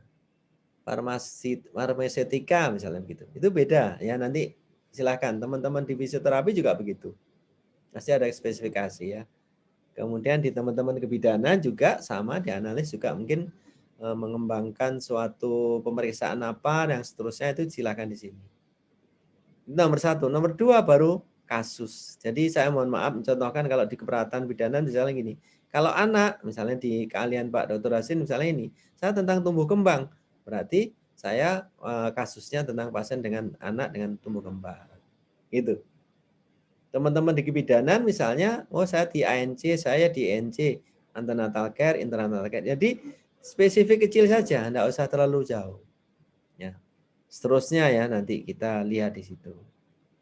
Nah, yang ketiga, baru kita membuat suatu masalah yang sering saya katakan. Ini saya mencontohkan yang di kebidanan yang sering atau keperawatan. Kalau nanti kita pada ANC, yang kita pilih yang mana? Apakah senam hamil saja? Ataukah pemeriksaan kehamilan? Ya, silakan. Kalau di NC misalnya, di sini. Ya, jadi misalnya, saya tentang bagaimana di kedokteran, teman-teman, misalnya pengaruh intervensi X terhadap kemajuan pembukaan serviks, misalnya gitu. Ya, misalnya ada ini. Kemudian nanti kalau misalnya di sini skala 2 misalnya, ya saya tentang manajemen nyeri. Ya, ini tadi ada barusan mahasiswa tentang manajemen nyeri pada anak yang dipasang tindakan invasif misalnya. Modelnya seperti apa gitu. Jadi pendekatannya berbeda kalau nanti di FKM, di Kesmas, di keperawatan mungkin membuat model manajemen nyeri. Tapi kalau di FK langsung bagaimana jenis manajemen nyeri itu apa? Misalnya napas dalam, yoga dan seterusnya itu dilakukan, dibuat modul itu, gitu ya. Ya, kalau di FK teman-teman mungkin ini dilihat aspek-aspek selulernya ya, mungkin gitu. Itu berbeda nanti tahapan-tahapan ini. Nah, ini ya. Kemudian skala 3 kita di mana? Jadi nanti kalau penelitian kita spesifik aja di sini saja sudah. Nggak usah terlalu jauh. Kita nyeri bagaimana manajemen nyeri. Misalnya skala 3 ya, misalnya bagaimana tentang perawatan perdarahan atau plasenta. Keempat juga bonding attachment ya, dan seterusnya seperti apa ya. Ini kira-kira kalau kita melihat di situ, kalau postnatal ya banyak, nanti kalau BBLR seperti apa dan seterusnya. Misalnya kita ingin bagaimana penyembuhan luka perineum ya, atau bagaimana tentang mobilisasi dini ya, itu silahkan yang nanti spesifik. Nah, setelah itu teman-teman nanti cobalah membuat namanya spider web. Jadi kalau saya mengambil tentang postnatal care, ini ya postnatal care, nanti dibuat lagi ini nanti untuk membantu teman-teman semuanya untuk menyusun semacam kayak roadmap ya. Jadi kalau postnatal care nanti saya tertarik di mana untuk mencari syarat penelitian yang baik tadi kan NOCT, novelty, original, contribution, dan trend. Saya tentang breast. Nah, ini dicari kira-kira yang novelty mana, yang kebaruannya di mana, itu dicari dari hasil membaca tadi gitu loh. Jangan yang sudah-sudah aja diambil sama, jangan. Misalnya kita ingin bagaimana pengaruh senam nifas kombinasi epijat oksitosin terhadap misalnya involusi uteri lah di sini misalnya. Nah, ini mungkin bisa ditambahkan di situ. Itu kalau di FK nanti boleh begitu contohnya ini. Kalau Bapak Ibu tertarik di sini. Misalnya kalau tertarik di misalnya postpartum blues. Ya di sini pada pasien ini bagaimana gangguan jiwa pada ibu yang melahirkan misalnya. Maka kita mengembangkan postpartum blues-nya dengan pendekatan apa. Seperti itu. Jadi dari sini kita sudah berpikir kira-kira topik saya apa ya kira-kira itu. Itu nanti akan kita lihat juga di referensi-referensi tadi. Jadi nanti kalau kita sudah memutuskan tentang manajemen nyeri, saya sudah memutuskan tentang manajemen postpartum blues, ya ini dicari referensi itu. Itu ya. Jadi ini silakan. Jadi dari banyak misalnya postnatal care ini saja, misalnya manajemen nyeri. Apa yang dikembangkan? Relaksasi progresif, mungkin cari yang kira-kira yang terbaru apa kira-kira. Ya gitu ya. Nah seterusnya itu. Nah baru nanti kita mencari menulis dalam keaslian penelitian. Jadi keaslian nanti judulnya penelitian apa yang terkait tentang misalnya saya mengambil tentang ini. Berarti nanti saya mengambil tentang di sini ini. Jadi wajib teman-teman semuanya untuk literatur review tadi harus mencari referensi-referensi yang mendukung misalnya di sini atau di involusi itu. Kalau di involusi berarti saya mencari ini semuanya pengaruh senam nifas terhadap penurunan tinggi produksi, pengaruh pijat oksigen terhadap ini semuanya seperti itu. Nah, situlah kira-kira sehingga di dalam spider web nanti akan muncul di situ. Ini contoh misalnya kalau saya tentang lansia. Lansia ini mungkin teman-teman di fisioterapis bisa lah tentang gangguan ya aktivitas misalnya gitu. Teman-teman mekanisme penyerapan obat pada lansia, mungkin misalnya begitu teman-teman di farmasi. Jadi kalau kita melihat masalah-masalah pada lansia misalnya topik saya tentang lansia, biasanya ada gangguan kognitif, ada ADL, ada depresi, ada penyakit degeneratif, ada sosial. Nah, nanti bisa kita lihat. Saya fokus di mana? Katakanlah saya senang melihat di kognitif, sering lupa pikun. Nah, di sini apa ya kira-kira intervensi yang ada orientasi, ada registrasi, perhatian, mengingat dan seterusnya. Maka kita harus mencari apa kira-kira untuk meningkatkan kognitif pada lansia ini. Nah, kita cari referensi-referensi yang terkait tentang ingatan supaya dia tidak lupa. Misalnya ini, apakah musik meningkatkan kemampuan mengingat, gitu ya? Apakah berpikir positif itu meningkatkan mengingat? Seperti itu. Apakah musik Mozart, mungkin bukan Mozart, tapi misalnya dengan dangdut. Nah, dangdut itu boleh. Musik apa gitu. Nah, ini semuanya terkait tentang meningkatkan kognitif. Jadi kembali lagi, kalau kita sudah memutuskan di sini, maka carilah referensi-referensi tadi yang tadi syaratnya Scopus, ya, Q1, 2, 3, 4. Kedua, kalau Sinta ya Sinta 1, 2, 3 lah, jangan terlalu bawah. Sudah, itu saja yang kita cari, yang kita tulis di sini. Itu. Ini menjadi kuat nanti ya. Terus ini misalnya tentang anak. Nah, ini tentang anak dengan ADHD. Ya, misalnya tentang hiperaktif. Ya, saya ingin melihat bagaimana kejadian ADHD pada anak. Maka topik kita adalah ini. Maka nanti kita harus mencari suatu keaslian ini. Semuanya ini adalah terkait tentang ADHD. Pengalaman ibu dalam merawat anak dengan ADHD. Tindakan intervensi 3 tindakan untuk ADHD. Evaluasi daripada anak dengan ini dan semuanya begitu. Kita nanti kita bisa belajar variabelnya, jenis penelitiannya akan tahu. Oh ini case study. Ini kuantitatif komparasi. Ini komplit dan seterusnya itu. Jadi nanti dari situ akan kita bisa lihat apa saja jenis-jenis seperti ini. Ini kuanti-kuanti ya. Jadi kuanti semua karena intervensi kuanti biasanya gitu. Nah, selanjutnya nanti setelah nanti ada keaslian penelitian ditulis itu, ini contoh saya contohkan ini ada mahasiswa S1 yang meneliti tentang pencarian literatur. Jadi nantinya itu kita kalau kita di literatur review, teman-teman kan sudah membaca ya di beberapa tulisan termasuk di saya nanti masuk di Sinta itu ada gratis ya, bisa mendapatkan di sana. Itu misalnya gini, saya dapat Scopus 36, ProQuest dapat 7. Ini namanya database ya. ScienceDirect ada ini, PubMed, EBSCO ini sekian. Jumlahnya sekian, ratusan. Nah, nanti kita lihat di PICOS ini namanya. Kalau enggak ada PICOS, biasanya kan participation atau participation atau patient, intervention, C-nya comparison, outcome, dan study type. Itu PICOS. Selalu saya minta begini nih. Itu untuk mahasiswa S1 pun juga saya minta ini. Jadi kalau enggak gini, kalau ini enggak ada C-nya, enggak ada PICOS boleh, BIOS boleh, Toyota boleh, Camry boleh gitu ya. Bukan BIOS gitu. Nah, jadi participation, intervention, outcome, dan study type. Jadi nanti akan keluar.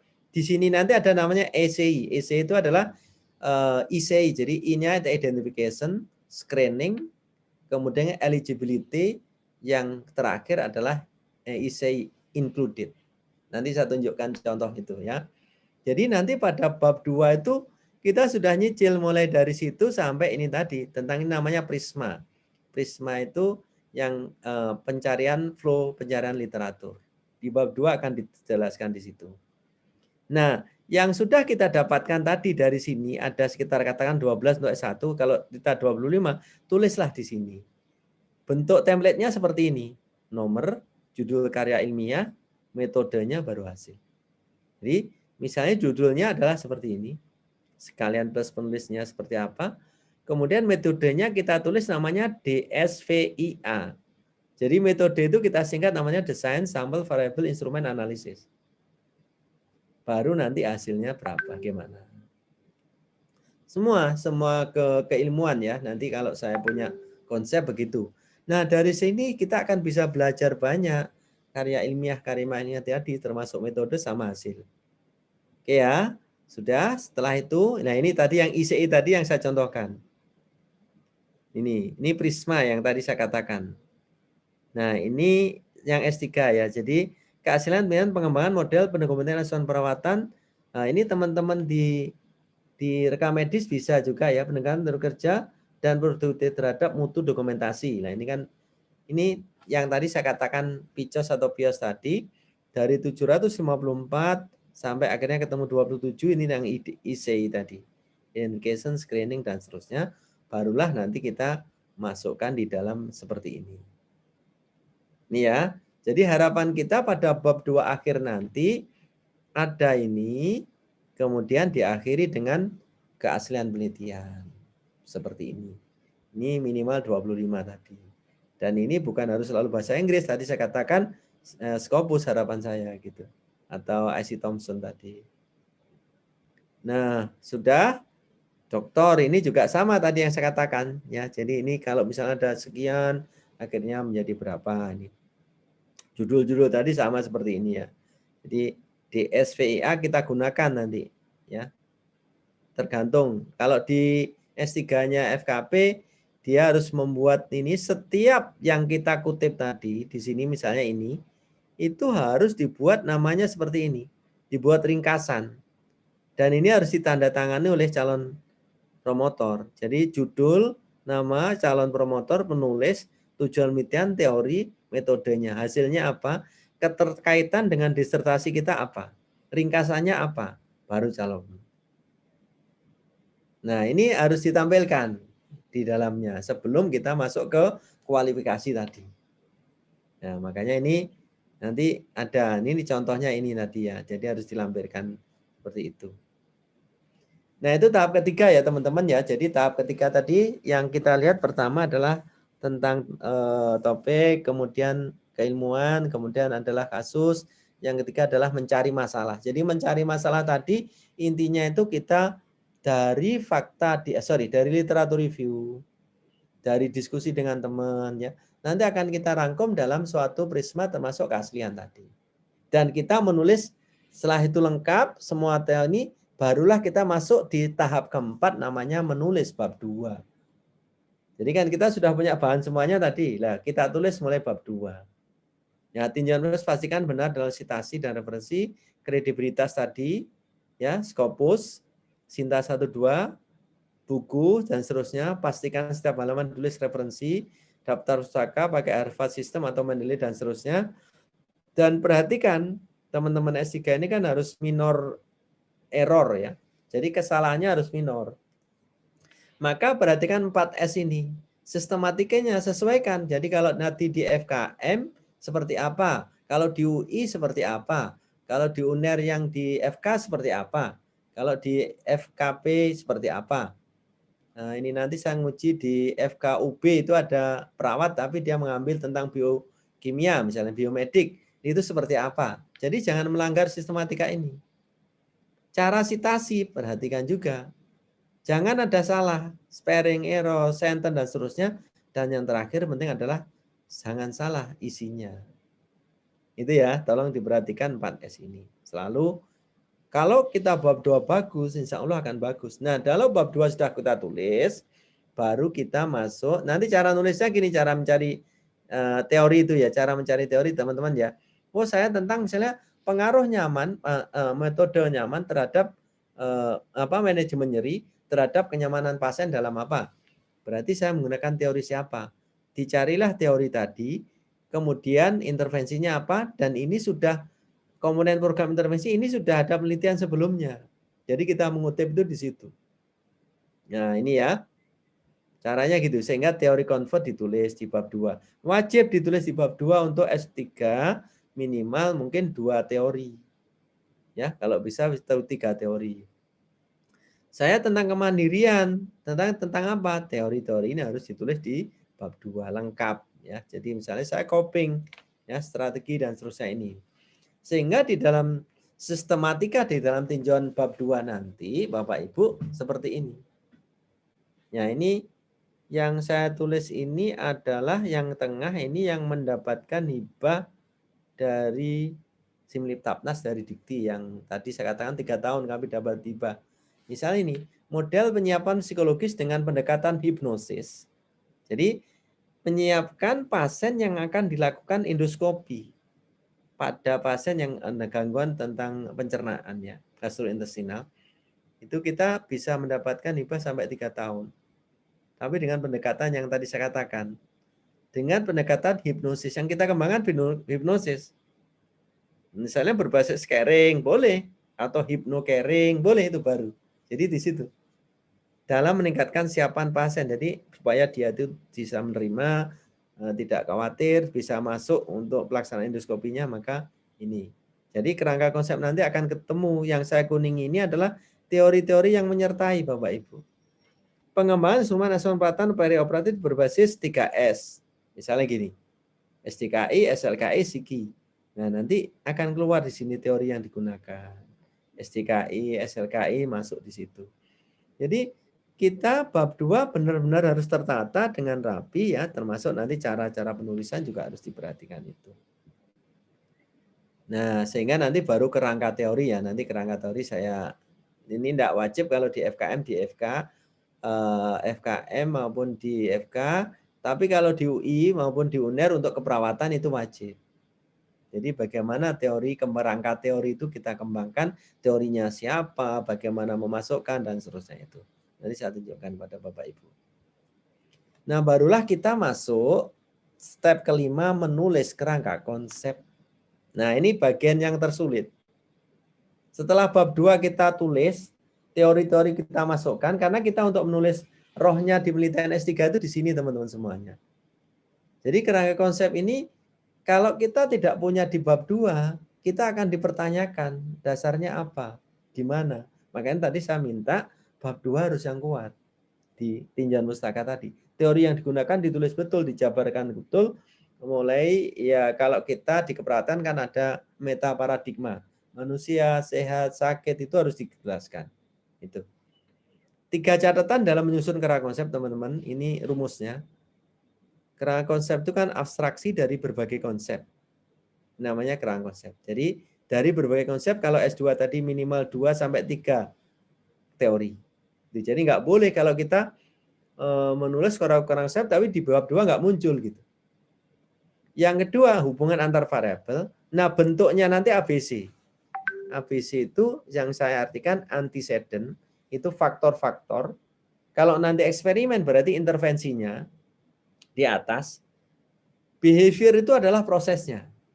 Ya, jadi kalau orang Kalau nanti cross seksional pendekatannya itu ada antecedent, kemudian ada behavior. Behavior itu adalah proses, konsekuensi itu output atau outcome. Gitu ya. Jadi nanti kalau biasanya itu arah garis kalau hubungan kiri ke kanan, eksperimen biasanya atas ke bawah. Ini tolong dicatat 3 kata ini. Apa teori itu? Menetapkan bahwa teori maksimal 2. Tetapkan kredibel digunakan sebagai dasar utama. Pelajari teori dasar secara mendalam meta paradigma. Kaitkan beberapa teori tersebut dengan bagaimana berkaitannya dengan konsep. Barusan tadi saya mengajari di S3 tentang bagaimana mengaitkan dari berbagai teori ini. Jadi kalau nanti saya punya, tadi yang baru pagi tadi saya ajarkan jam 7 tadi, bagaimana saya ingin mengembangkan model perawatan diri saya terhadap berbasis keyakinan, gitu. Ada keyakinan terhadap kepatuhan, perilaku kepatuhan. Jadi saya harus menggunakan 3 teori. Pertama perawatan diri, konsep dari OREM tadi. Yang kedua adalah kepatuhan, belief model daripada Bandura. Yang ketiga adalah saya bicara tentang perilaku kepatuhan, pakai Nelson misalnya gitu. Jadi teman-teman nanti di farmasi, saya rasa teman-teman di fisioterapi, semuanya harus ada dasar di situ. Mungkin memang paradigmanya berbeda kalau mungkin di farmasi maupun ini, tapi sebenarnya polanya tetap ABC tadi harus dilakukan. Teori ya nih, hubungan antar variabel seperti ini, dan ABC tadi adalah seperti itu. Nah ini. Jadi di dalam literatur review itu biasanya kita bicara 3C. Mengcompare, mengkontras, dan mengkritisi. Nah, itu 3C itu, compare, contrast, criticize, ya. Mana kelemahannya, mana hubungannya, baru nanti ABC. Nah, ini saya contohkan. Jadi kalau kita menggunakan, saya misalnya pengembangan model coping terhadap misalnya kepatuhan anak ini, misalnya di keahliannya Pak Asin ya, untuk dipasang lakukan tindakan invasif. Maka saya menggunakan suatu teori daripada coping punyanya Roy, kayak menggunakan punyanya misalnya Nelson atau yang mana, silahkan digunakan. Maka antecedent ini adalah input. Ya, input. Berarti di situ harus ada, kalau di FK ini, vokal, kontekstual, residual. Stimulus itu kan vokal seperti apa, konteks itu misalnya dengan menyanyi, mendengarkan musik, itu namanya kontekstual. Didengarkan itu langsung. Tapi kalau nanti, itu kalau di FK langsung intervensi begitu. Nah, terjadilah proses namanya behavior ini. Jadi behavior kalau di FK mintanya bukan hanya kognator tapi regulator. Regulator itu berarti mulai dari sistem, organ, sampai ke seluler, sampai ke biomolekuler. Itu. Kalau di FK. Prosesnya bagaimana kalau orang mendengarkan musik, ya, bagaimana stimulusnya terhadap otak, kognator, misalnya gitu, sehingga kok bisa menstimulus bagaimana, katakanlah hormon-hormon tertentu, ya, misalnya kalau pendekatan pakai HPA, hipotalamus pituitari, berarti saya harus menggabungkan teori-teori ini untuk menurunkan stres, misalnya gitu. Atau supaya anak tadi tidak stres. Behavior konsekuensinya efektor. Efektor itu bisa dari aspek fisik, konsep diri, peran, sampai ketergantungan. Baru adaptif. Nah ini teori 1, kalau kita melihat ada antecedent behavior. Nah yang berikutnya, saya menggabungkan teori daripada PNI ini, dari Anderson. Ya. PNI itu mulai dari HPA tadi ya, hipotalamus, ada pituitari, sama adrenal. Jadi nanti dikaitkan di sini, ini diproses ini, di regulator ini. Gitu. Sehingga HPA tadi, ya biasanya kalau di FK diminta ini. Apa hasilnya? Ini hasilnya apa sampai seterusnya. Itu kita lihat di sini, baru nanti konsekuensi kita melihat kalau di sini adalah imunitas. Kalau saya dulu dari sini aspek ini, kemudian bagaimana di sini, bagaimana saya melihat CD4, interleukin misalnya gitu. Jadi kalau misalnya kita pada pasien COVID, bagaimana proses ini terjadinya badai sitokain tadi terjadi, misalnya kita ingin melihat bagaimana tentang interleukin yang seberapa, itu dilihat di sini misalnya. Itu ya, itu output. Ya, tapi levelnya harus sama. Kalau kita levelnya sel ya seluler. Kalau levelnya psikologi sosial ya seperti itu. Ini yang saya contohkan. Ini di FK misalnya. Pengaruh konseling pada pasien pre-op ini. Konseling diberikan. Setelah konseling diberikan terjadilah proses. Ya, ini namanya kognator ini. Nah, ini adalah regulator. Dari situlah konsekuensi A, B, C terjadilah misalnya kortisol. Termasuk tanda-tanda vital. Sebelum pembedahan dia nggak stres lagi, tanda vitalnya normal. Sampai imun sistem. Seperti itu. Ini bisa di kerangka konsep seperti ini. Kalau di FK nanti bisa contoh ini. Nah, ini eksperimen yang levelnya misalnya ini level yang kami juga bisa juga di FK, di S3, di S2, pengaruh sleep hygiene, modifikasi brain gym terhadap endorfin dan quality tours pada lansia. Ini ada di kumpulan naskah penelitian saya tadi ya, di Sinta ya. Tadi Bapak Ibu bisa melihat ini. Jadi ini menggunakan teori convert teori punyanya Kolkaba. Nah, ini teman-teman di farmasi, nanti alur itu juga harus disesuaikan dengan paradigma keilmuan teman-teman di fisioterapi, ya di kebidanan juga begitu. Ini hanya contoh ini yang R&D pada research and development tadi yang membuat suatu instrumen, ini R&D ya. Jadi yang tadi kita menggunakan suatu pendekatan bagaimana kita menghasilkan suatu produk.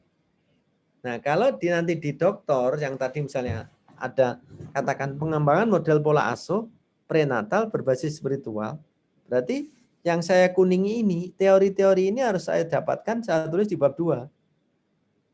Spiritual harus saya tulis di bab 2. Kemudian kesiapan menjadi ibu saya tulis di bab 2 gitu. Ini contohnya, nanti saya tunjukkan. Jadi faktor-faktor ini kita lihat dan faktor ini harus disesuaikan di bab 2 tadi apa? Antecedent itu. Nah, ini juga kita lihat begitu. Jadi bagaimana pengambilan pola asuh prenatal ya terhadap kemampuan kesiapan untuk kesejahteraan janin.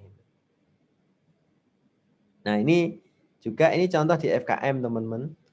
Pengembangan model regulasi diri berbasis keahlian terhadap kemampuan merawat ini karena di FKM tapi juga perawatan maka dia menggunakan seperti ini.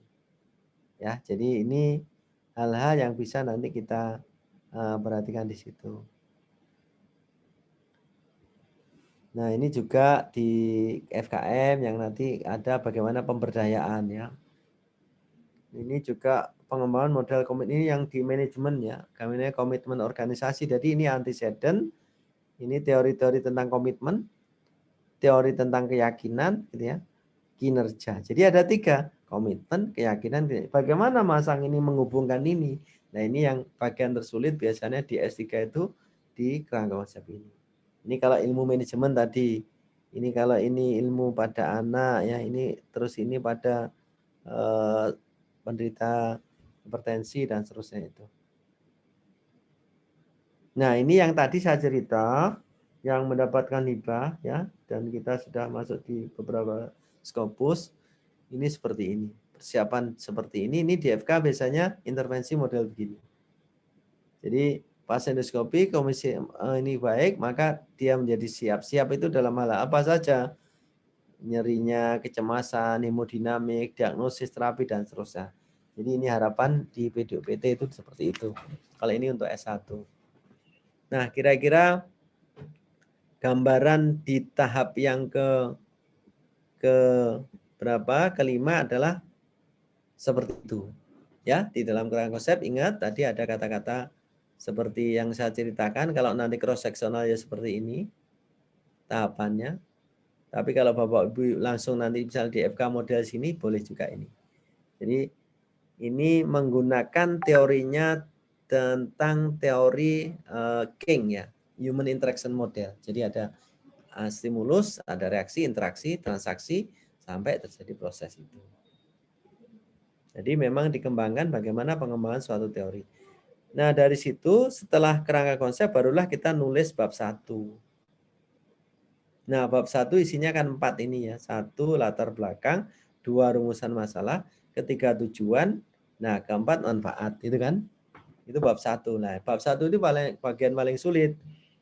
Makanya kita harus menulis bab 2, bab 3 tadi dulu supaya punya referensi, punya pengalaman. Nah, ini contoh.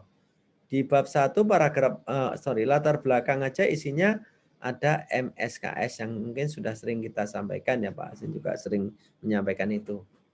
Nah ini contoh ya, jadi yang sudah diajarkan saya enggak, ini cek skala, kronologis, sampai solusi. Barulah kita bicara di bab 1 nanti tentang rumusan masalah. Biasanya rumusan masalah itu ada apakah ada, bagaimanakah, ya itu penting. Ya, tapi jarang kata-kata mengapakah saya S3 itu enggak ada ya. Jadi, mengapa ya biasanya jarang. Bagaimana, apa dan seterusnya baru tujuan. Tujuan itu biasanya ya menyesuaikan lah yang ada di situ. Jadi tujuan umum, tujuan khusus itu kalau di kerangka konsep ini nggak bisa ditulis. Kalau kita sendiri, misalnya tadi pengaruh ini, yang saya beri warna hijau ini adalah tujuan khusus. Jadi tujuan khususnya, tujuan umumnya pengaruh konseling terhadap semuanya ini.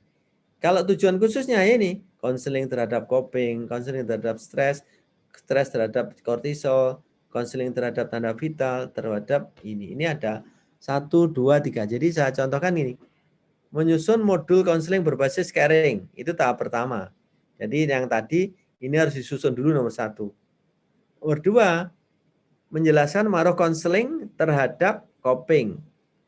Coping, gini. Yang ketiga baru konseling terhadap stres. Gitu ya.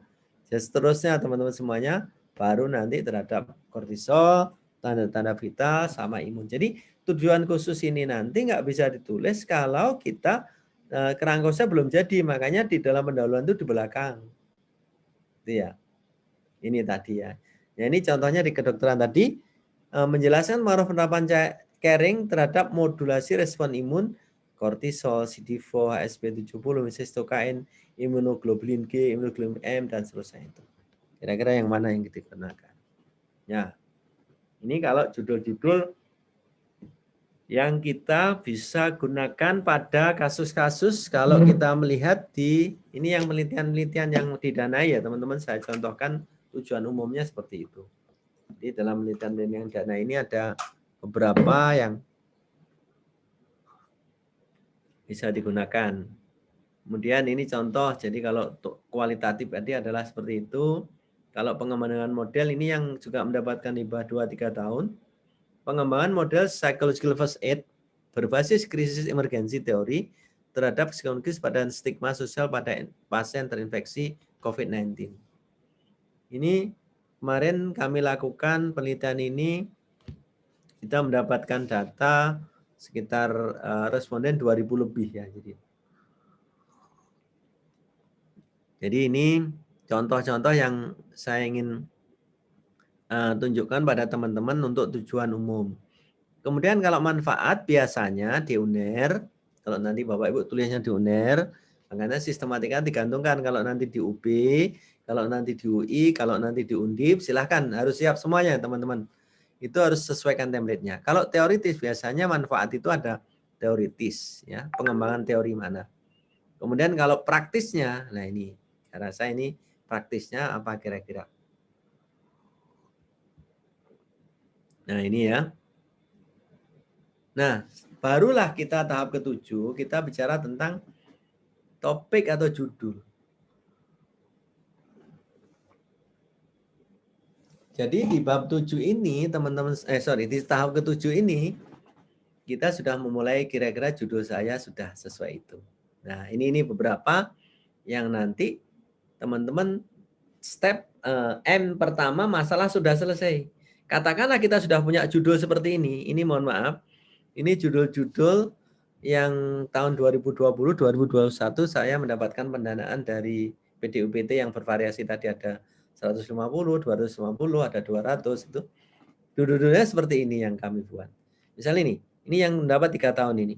Model penanganan pasien penyakit ginjal kronik yang menjalani HD dengan self mobil application berbasis Android untuk meningkatkan kepatuhan pengelolaan kesehatan. Ini kami mendapat ini juga kami menghasilkan aplikasi. Ini juga sama semuanya Bapak Ibu bisa melihat. Pemberdayaan keluarga terhadap kemampuan deteksi dini kehamilan risiko tinggi di wilayah Kota Surabaya. Model pemberdayaan keluarga berbasis promosi kesehatan terhadap perilaku gizi mencegah stunting. Nah, tergantung nanti teman-teman yang di mana kira-kira yang bisa dipenuhi itu. Ini beberapa model, termasuk ini yang tadi saya katakan beberapa. Kita studi nasional efek psikologi dan sosial pada masa terhadap pandemi ini juga pendekatan holistic care misalnya. Tergantung nanti teman-teman farmasi seperti apa, misalnya penggunaan herbal ya terhadap apa dan juga bisa. Nah, kalau kita sudah step 1, 2, 3, 4, 5, 6, 7 tadi, berarti kita sudah menulis bab 1 sudah selesai. Bab 2 kita tulis dulu tadi kan. Bab 3 sudah kita tulis kan. Nah, tadi kan nulisnya kan bab 2 dulu, bab 3, bab 1 sudah. Barulah kita masuk ke M yang kedua. Nah, M kedua kita bicara tentang metode. Jadi, kita jangan bicara metode dulu kalau M1-nya belum jelas gitu. Nah, kalau metode bicara kita adalah 5 ini. D, S, V, I, A. Desain, sampel, variabel, instrumen, analisis. Gitu teman-teman ya. Nah, di dalam desain saya tidak usah menjelaskan ya, tapi teman-teman harus belajar ya nanti tentang tadi sudah saya ceritakan ya, kalau teman-teman di keperawatan termasuk nanti di pemodelan ya, termasuk kemarin kami juga saya pernah uji di Undip, pernah diuji di UGM, di UB, di UI, itu banyak ada yang namanya cross sectional atau explanatory research, pemodelan dulu baru eksperimen. Ada yang exploratory, ada yang langsung eksperimen. Yang tadi di FK, di Unhas, itu biasanya langsung eksperimen, boleh juga boleh ya. Pengembangan itu boleh juga gitu. Jadi membawakan ekstrak apa dan seterusnya boleh seperti ini. Kira-kira ini kalau saya katakan cross sectional ini untuk tahapan S3 pertama biasanya kalau explanatory. Tapi kalau cross sectional sendiri mandiri itu biasanya untuk S1. Teman-teman nanti tidak begitu. Ada cross sectional eksperimen, ada kualitatif eksperimen atau langsung eksperimen. Tergantung nanti Bapak Ibu di mana, misalnya di farmasi, di kedokteran. Nah, biasanya kalau di fisioterapi kan teman-teman mesti kedokteran.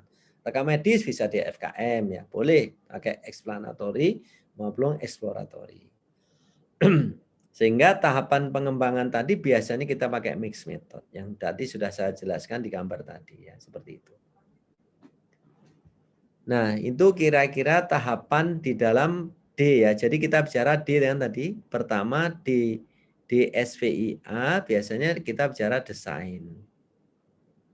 Nah, kalau kuali biasanya kita harus familiar dengan ini. Jadi teman-teman meskipun nanti tidak dilakukan harus familiar. Kuali itu apa saja ya ada di sini. Tapi Bapak Ibu biasanya boleh yang 1, 2 ini saja. Kalau ini agak nomor 4 ini kan juga berat ya, lama etnografi ya, itu budaya ya. Grounded itu menemukan teori ya. Mungkin kalau tahapan eksperimen mungkin tahap ini aja, tahap pertamanya. Ini saya jelaskan fenomenologi apa, saya tidak usah menjelaskan itu. Grounded teori itu apa, sampai R&D itu seperti apa ya. Jadi itu studi kasus seperti apa, termasuk action research. Nah itu D.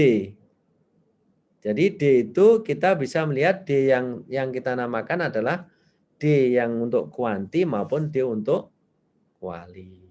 Ya, jadi teman-teman mungkin bisa kita lihat di dalam tindakan untuk ini kalau tadi action research-nya.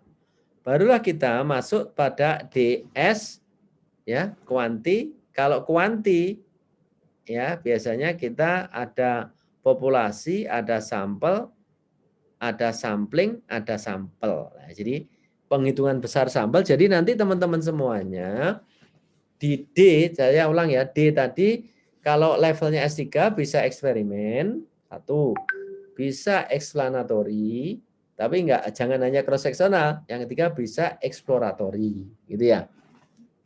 Kemudian S itu saya lihat 5, populasi, sampel, sampling, sampel size. Caranya gini tadi, saya rasa waktu di S2 juga sudah diajari ya, kriterianya inklusi eksklusi dikriteriakan sehingga N besarnya itu menjadi sekian, sampel size itu diukur kalau sampelnya 150 dari 190 Bagaimana cara mengambil sampelnya? Namanya pakai random maupun non-random.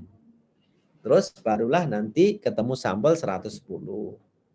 Nah ini yang perlu diketahui kriteria inklusi, eksklusi itu cara nulis seperti apa. Nah itu tolong. Nah sampling nanti harus dipahami teman-teman semuanya untuk review saja. Ada probability, ada non-probability. Ini beberapa contoh, beberapa sampel, sampling, dan seterusnya.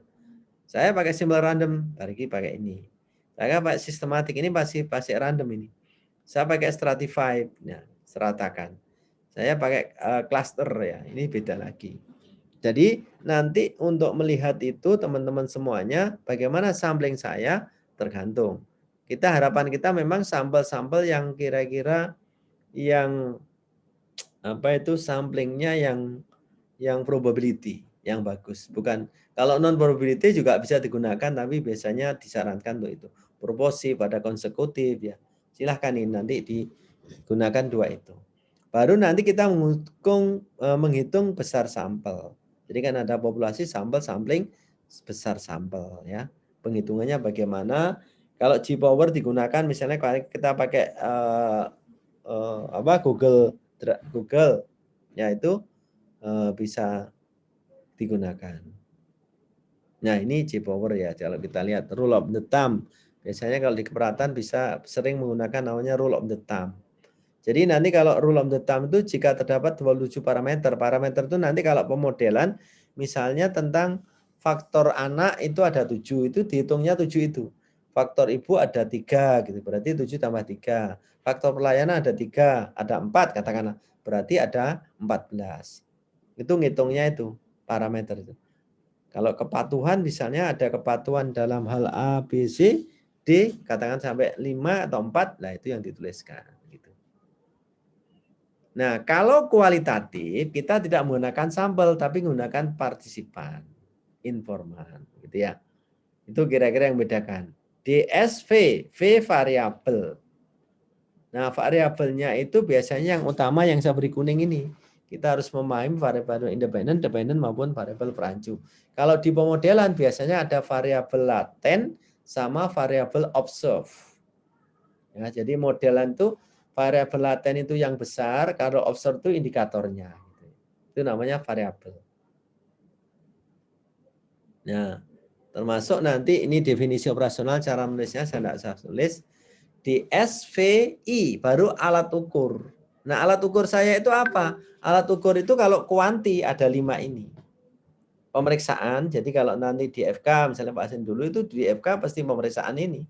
Pemeriksaan tentang seluler dan seterusnya itu di sini biofisiologis. Baru kita lakukan observasi, ya. Ada interview, ada kuesioner, ada skala pengukuran. Nanti tergantung. Ini sudah saya tuliskan biofisiologis ada in vivo, in vitro. Kalau ngambil swab misalnya itu pakai in vitro, gitu ya. Kalau ngambil darah in vitro, kalau ukur tekanan darah in vivo, gitu. Jadi tidak mengambil spesimen namanya in vivo. Observasi ya. Saya akan terus interview, kita bisa kuesioner dan sampai skala pengukuran. Jadi nanti yang digunakan adalah apa kira-kira itu. Nah setelah itu biasanya ada uji validitas, reliabilitas. Untuk kuanti ya, teman-teman nanti kalau pemodelan instrumen itu nanti perlu diuji namanya validitas, reliabilitas. Kalau validitasnya biasanya pakai product moment, kalau kualinya, validitasnya, reliabilitasnya biasanya pakai Kronspach alpha ya, itu mungkin yang perlu dilihat ya. Ini contohnya valid apa enggak dan seterusnya, itu bisa digunakan ini reliable dan seterusnya. Nah kalau instrumen untuk kuali itu biasanya pakai WOD ini, wawancara observasi dokumen. Jadi bukan jumlahnya, kuantinya bukan, tapi bagaimana dalam 3 ini. Sehingga ada in-depth interview, itu pengumpulan datanya. Seperti apa ya, ini saya rasa wawancara ya, ada observasi sampai ke contoh dan termasuk dokumen. Ya, dokumen itu EWOD, jadi wawancara, observasi, dokumen, termasuk nanti kita perlu namanya focus group discussion. Nah ini biasanya kalau di keperawatan itu tahap kedua pakai focus group discussion ini. Ya, narasi dan seterusnya. Nah, kemudian di dalam proposal yang terakhir, biasanya kita masuk pada tahapan A, namanya analisis data.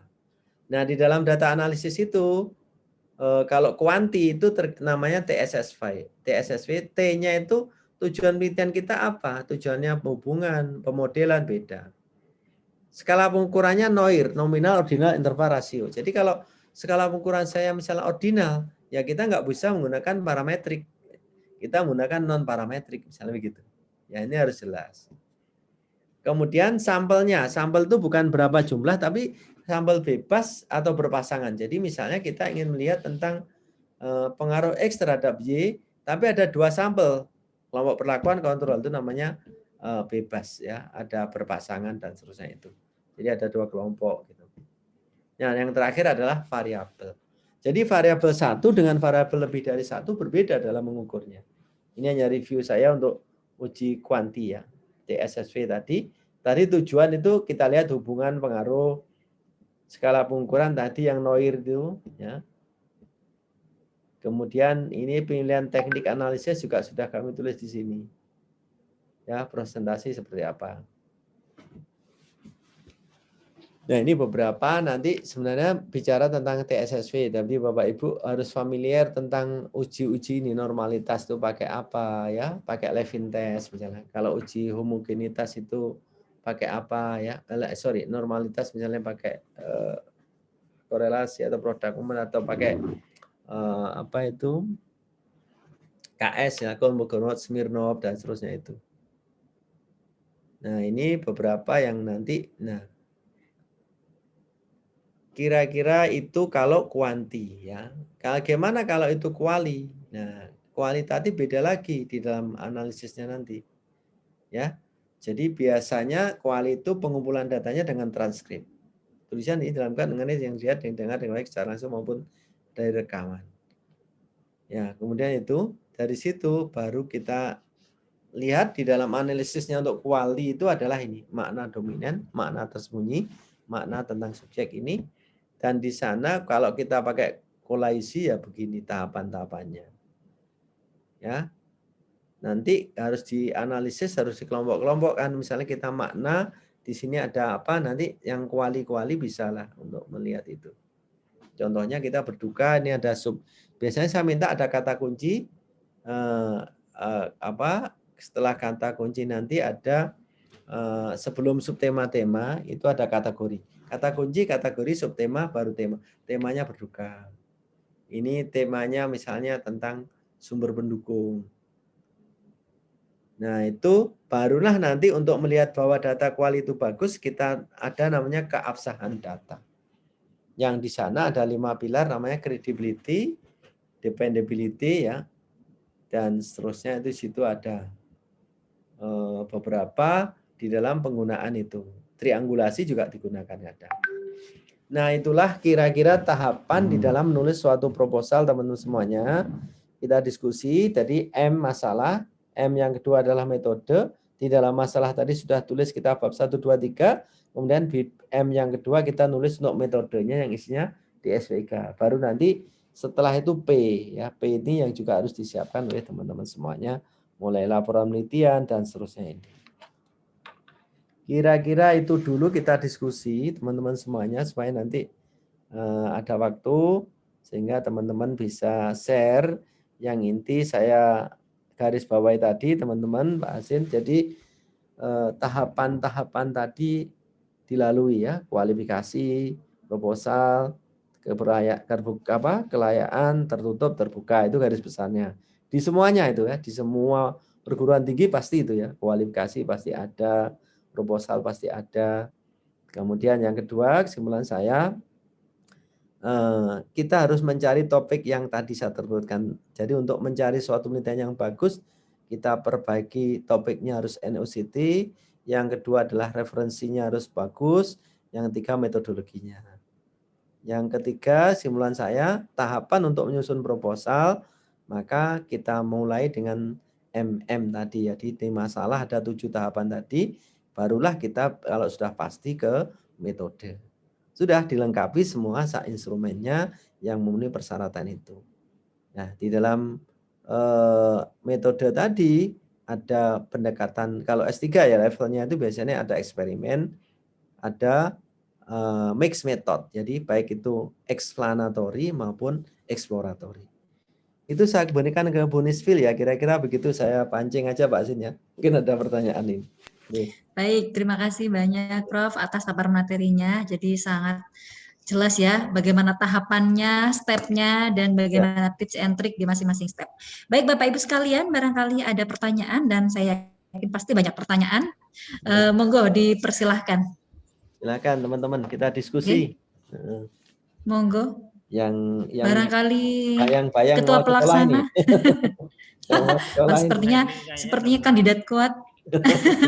Bu Leli, Bu Ulfa, dipersilahkan Ibu, atau barangkali teman-teman yang lain dipersilahkan, monggo. Atau barangkali sudah ada ide penelitian begitu ya untuk persiapan studi lanjut, dan tadi Pak Prof Nur Salam sudah memaparkan tentang bagaimana stepnya yang harus dikerjakan, atau mungkin ada, oh kemarin saya mengerjakan ini kok miss ya, atau nggak paham ya terkait dengan penjelasan Prof Nur Salam, dipersilakan Bapak Ibu, monggo. Ya, baik. Mohon izin Bu Nisfil untuk bertanya. Wah, kandidat doktoral, amin. Amin ya Allah. Semoga dapat restu ya. Amin. Baik. Persilakan Bu Ulfa. Baik, terima kasih Bu Nisfil. Mohon izin Prof. Iya, monggo Bu. Ya, pertanyaannya mungkin umum dulu Prof, terkait dengan pertimbangan saya dan teman-teman yang kebetulan belum mendapatkan amanah untuk studi lanjut. Yaitu terkait dengan pemilihan program studi, Prof. Jadi kalau seperti saya dan teman-teman keperawatan itu kan bisa saja pilihannya di FK, kemudian bisa saja di FKM seperti Pak Sufron, atau mungkin di Fakultas Keperawatan. Nah, mohon pencerahan, Prof. Kira-kira pertimbangan apa sih yang perlu kita pikirkan ketika kita memutuskan untuk memilih prodi? Itu yang pertama.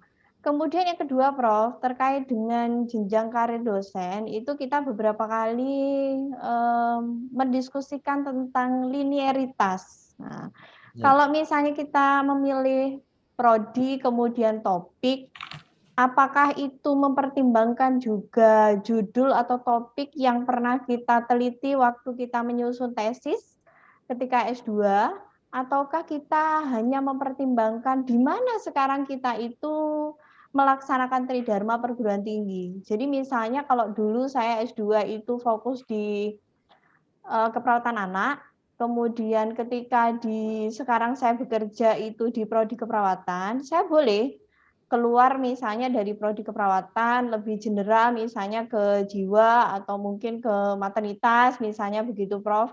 Ataukah saya itu harus linier tetap di anak dengan subtopik, kebetulan waktu itu saya di model discharge planning pada asuhan keperawatan anak dengan stres hospitalisasi berbasis kalau nggak salah family center care dan traumatic care, Prof. Nah, itu mohon arahannya dulu secara umum harusnya seperti apa kita mempertimbangkan pilihan. Baik, terima kasih Bu. Saya jawab nggih Bu Nisfil nggih. Monggo Prof, silahkan. Teman-teman semuanya, kalau di keperawatan sebenarnya boleh tiga-tiganya tadi. Ya, dari FK, FKM, FK ini saya bilang bicara keperawatan dulu teman-teman perawatan. Cuman kalau nanti di FK maupun di FKM, mohon supaya nanti itu diakui nanti kalau kita sudah dari sekarang kan masih ahli asisten ya, asisten ahli atau ahli asisten. Ahli asisten. Nah itu kan lektor kepala, guru besar. Itu biasanya persoalan biasanya di guru besar. Maka yang teman-teman di FK maupun di FKM seperti dulu Pak Asin juga sarankan, itu harus ada keperawatannya bahasanya. Itu termasuk nanti syarat pembimbing, pengujinya juga harus ada keperawatan. Kalau enggak biasanya tidak diakui. Karena kita mesti disuruh ngirim disertasinya Bu Ulfa. Itu saya bilang untuk perawatan kalau di FKM maupun di FK. Kalau di FKP enggak ada masalah. Sudah pasti. Untuk yang di teman-teman di keperawatan. Jadi misalnya nanti seperti Pak Sukron, Pak Asin, tidak ada masalah karena di situ ada keperawatan. Ya, jadi ini masuk penelitian-penelitian terkait itu. Teman-teman di kebidanan, saya sarankan di dua pilihan tadi, di kedokteran maupun di FKM. Ya itu yang mungkin bisa lebih pas nanti linearitasnya di situ. Kan di sana bisa DFK, bisa DFKM. Teman-teman farmasi jelas kalau di farmasi nggak masalah. Tapi boleh di FK maupun di FKM. Tapi dengan topik-topik yang terkait tentang farmasi gitu ya. Jadi jangan ada yang hilang itu keilmuan Bapak Ibu itu. Teman-teman di fisioterapi saya menyarankan boleh di FK, itu yang lebih linear sekali ya di FK. Di FKM juga boleh ya, cuman lebih banyak sebenarnya cenderung di FK. Teman-teman di fisioterapi. Di rekam medis itu saya sarankan di FKM. Kalau itu di kesehatan yang ada di UNER ya, misalnya gitu. Ya ini kira-kira gambaran itu Bu Ulfa ya, kira-kira untuk teman-teman tadi mudah-mudahan bisa distribusi. Yang kedua, pertanyaan Bu Ulfa, jadi kalau bisa kita ini sudah awal itu sudah ke fokus Bu Ulfa. Jadi kalau Bu Ulfa itu misalnya saya linearitasnya itu tadi oke keperawatan di anak, ya saya anak. Apapun nanti tentang itu yang penting saya kasus atau topik adalah anak. Gitu. Jadi apakah mau pengembangan model discharge planning atau bagaimana model asuhan perawatan atau intervensi tapi pada anak. Enggak masalah itu garis besarnya tentang anak gitu. Nah, itu akan lebih mulus, bisa digunakan. Kalaupun nanti misalnya saya ingin manajemen, Pak, boleh kata-katanya mengenai manajemen pengelolaan asuhan model asuhan perawatan pada ruang rawat inap, pada rawat anak, gitu boleh. Ibu komunikasi manajemen dan anak itu sendiri gitu. Jadi itu saya sarankan. Nah, teman-teman di farmasi yang tadi saya cerita awal juga demikian. Farmasi tapi Bapak Ibu fokusnya di farmasi yang apa? Kalau kita lihat kan ada beberapa 7 bidang keilmuan di sana itu. Teman-teman fisioterapi juga seperti itu. Di kebidanan saya rasa juga sama. Ya, apakah saat kalau di Opjin itu kan ada namanya veto maternal. Misalnya gitu. Ada yang reproduksi. Kan beda-beda situ. Ada yang cancer lah. Kita teman-teman di mana kira-kira kebidanan? Oh, saya fokus di veto maternal berarti tentang persalinan ya fokus di situ terus dikembangkan. Oh saya tentang bagaimana reproduksi dikembangkan. Nah itu kira-kira untuk menjawab sehingga linearitas itu dilihat dari situ. Jadi misalnya tadi saya kaitkan pertanyaan Bulfa nomor 1 sama nomor 2 tadi, katakanlah teman-teman tadi dari keperawatan itu mengambil DF kan ada masalah. Penting message-nya tadi harus sesuai dengan yang kita sebutkan tadi keilmuan kita ada masuk di sana. Makanya saya selalu menitipkan teman-teman harus ada itu karena waktu itu pengalaman saya tes disertasi harus dikirim Bu Ulfa semuanya itu. Terus termasuk apakah ini ada keperawatan atau enggak itu mesti ditanya seperti itu. Termasuk nanti penguji juga Bu Ulfa. Makanya kemarin saya juga ada penguji dari luar, misalnya ada Profeli dan lain sebagainya itu. Karena nanti dalam ujian itu biasanya mesti ada penguji dari luar. Misalnya nanti jam 1 saya nguji dari UB ini dan dari biokimia perawat itu Bu Ulfa, terus harus ada dari luar dan itu juga punya background yang perawatan dan seterusnya. Itu biasanya ditelaah di situ kalau kita belum punya S3 yang linear. Kalau di farmasi jelas tidak masalah, teman-teman keperawatan tidak masalah, fisioterapi ke FK tidak ada masalah, di kebidanan juga dua-duanya tadi tidak ada masalah. Kira-kira itu ya Bu Ulfa ya. Oke, mudah-mudahan menjawab. Terima kasih banyak Prof atas jawabannya. Sangat dipahami nggih Bu Ulfa. Wah, ya, sepertinya habis ini langsung personel yang satu nih ya. Baik. Harus ada restu dulu baru berangkat. Baik, selanjutnya monggo Bapak Ibu yang lain, kita masih punya waktu 15 menit ya karena agenda kita sampai jam 12. Dipersilakan Bapak Ibu, mungkin setelah Bu Ulfa, Bu Leli barangkali yang insya Allah proposalnya sudah hampir rampung. Bu Leli silakan kalau ada pertanyaan. Mana Bu Leli? Bu Lelinya Bu Leli? Oh, Bu Lelinya tidak ada sepertinya nih Prof. Baik, selanjutnya barangkali dari Ketua Pelaksana Bu Heni. Sepertinya ini semangat sekali Prof. Mau berangkat nih Prof. Ketua Pelaksana, dipersilakan Bu Heni. Mohon izin Prof. Silakan Bu Heni. Oke, kalau tadi sudah dijelaskan Prof. Nur Salam, secara tegas dijelaskan bahwa perbedaannya ini loh, S1, S2, S3 gitu ya Prof. Kalau yang kuanti, mixed method, dan sebagainya. Nah, justru saya curious gitu, Prof.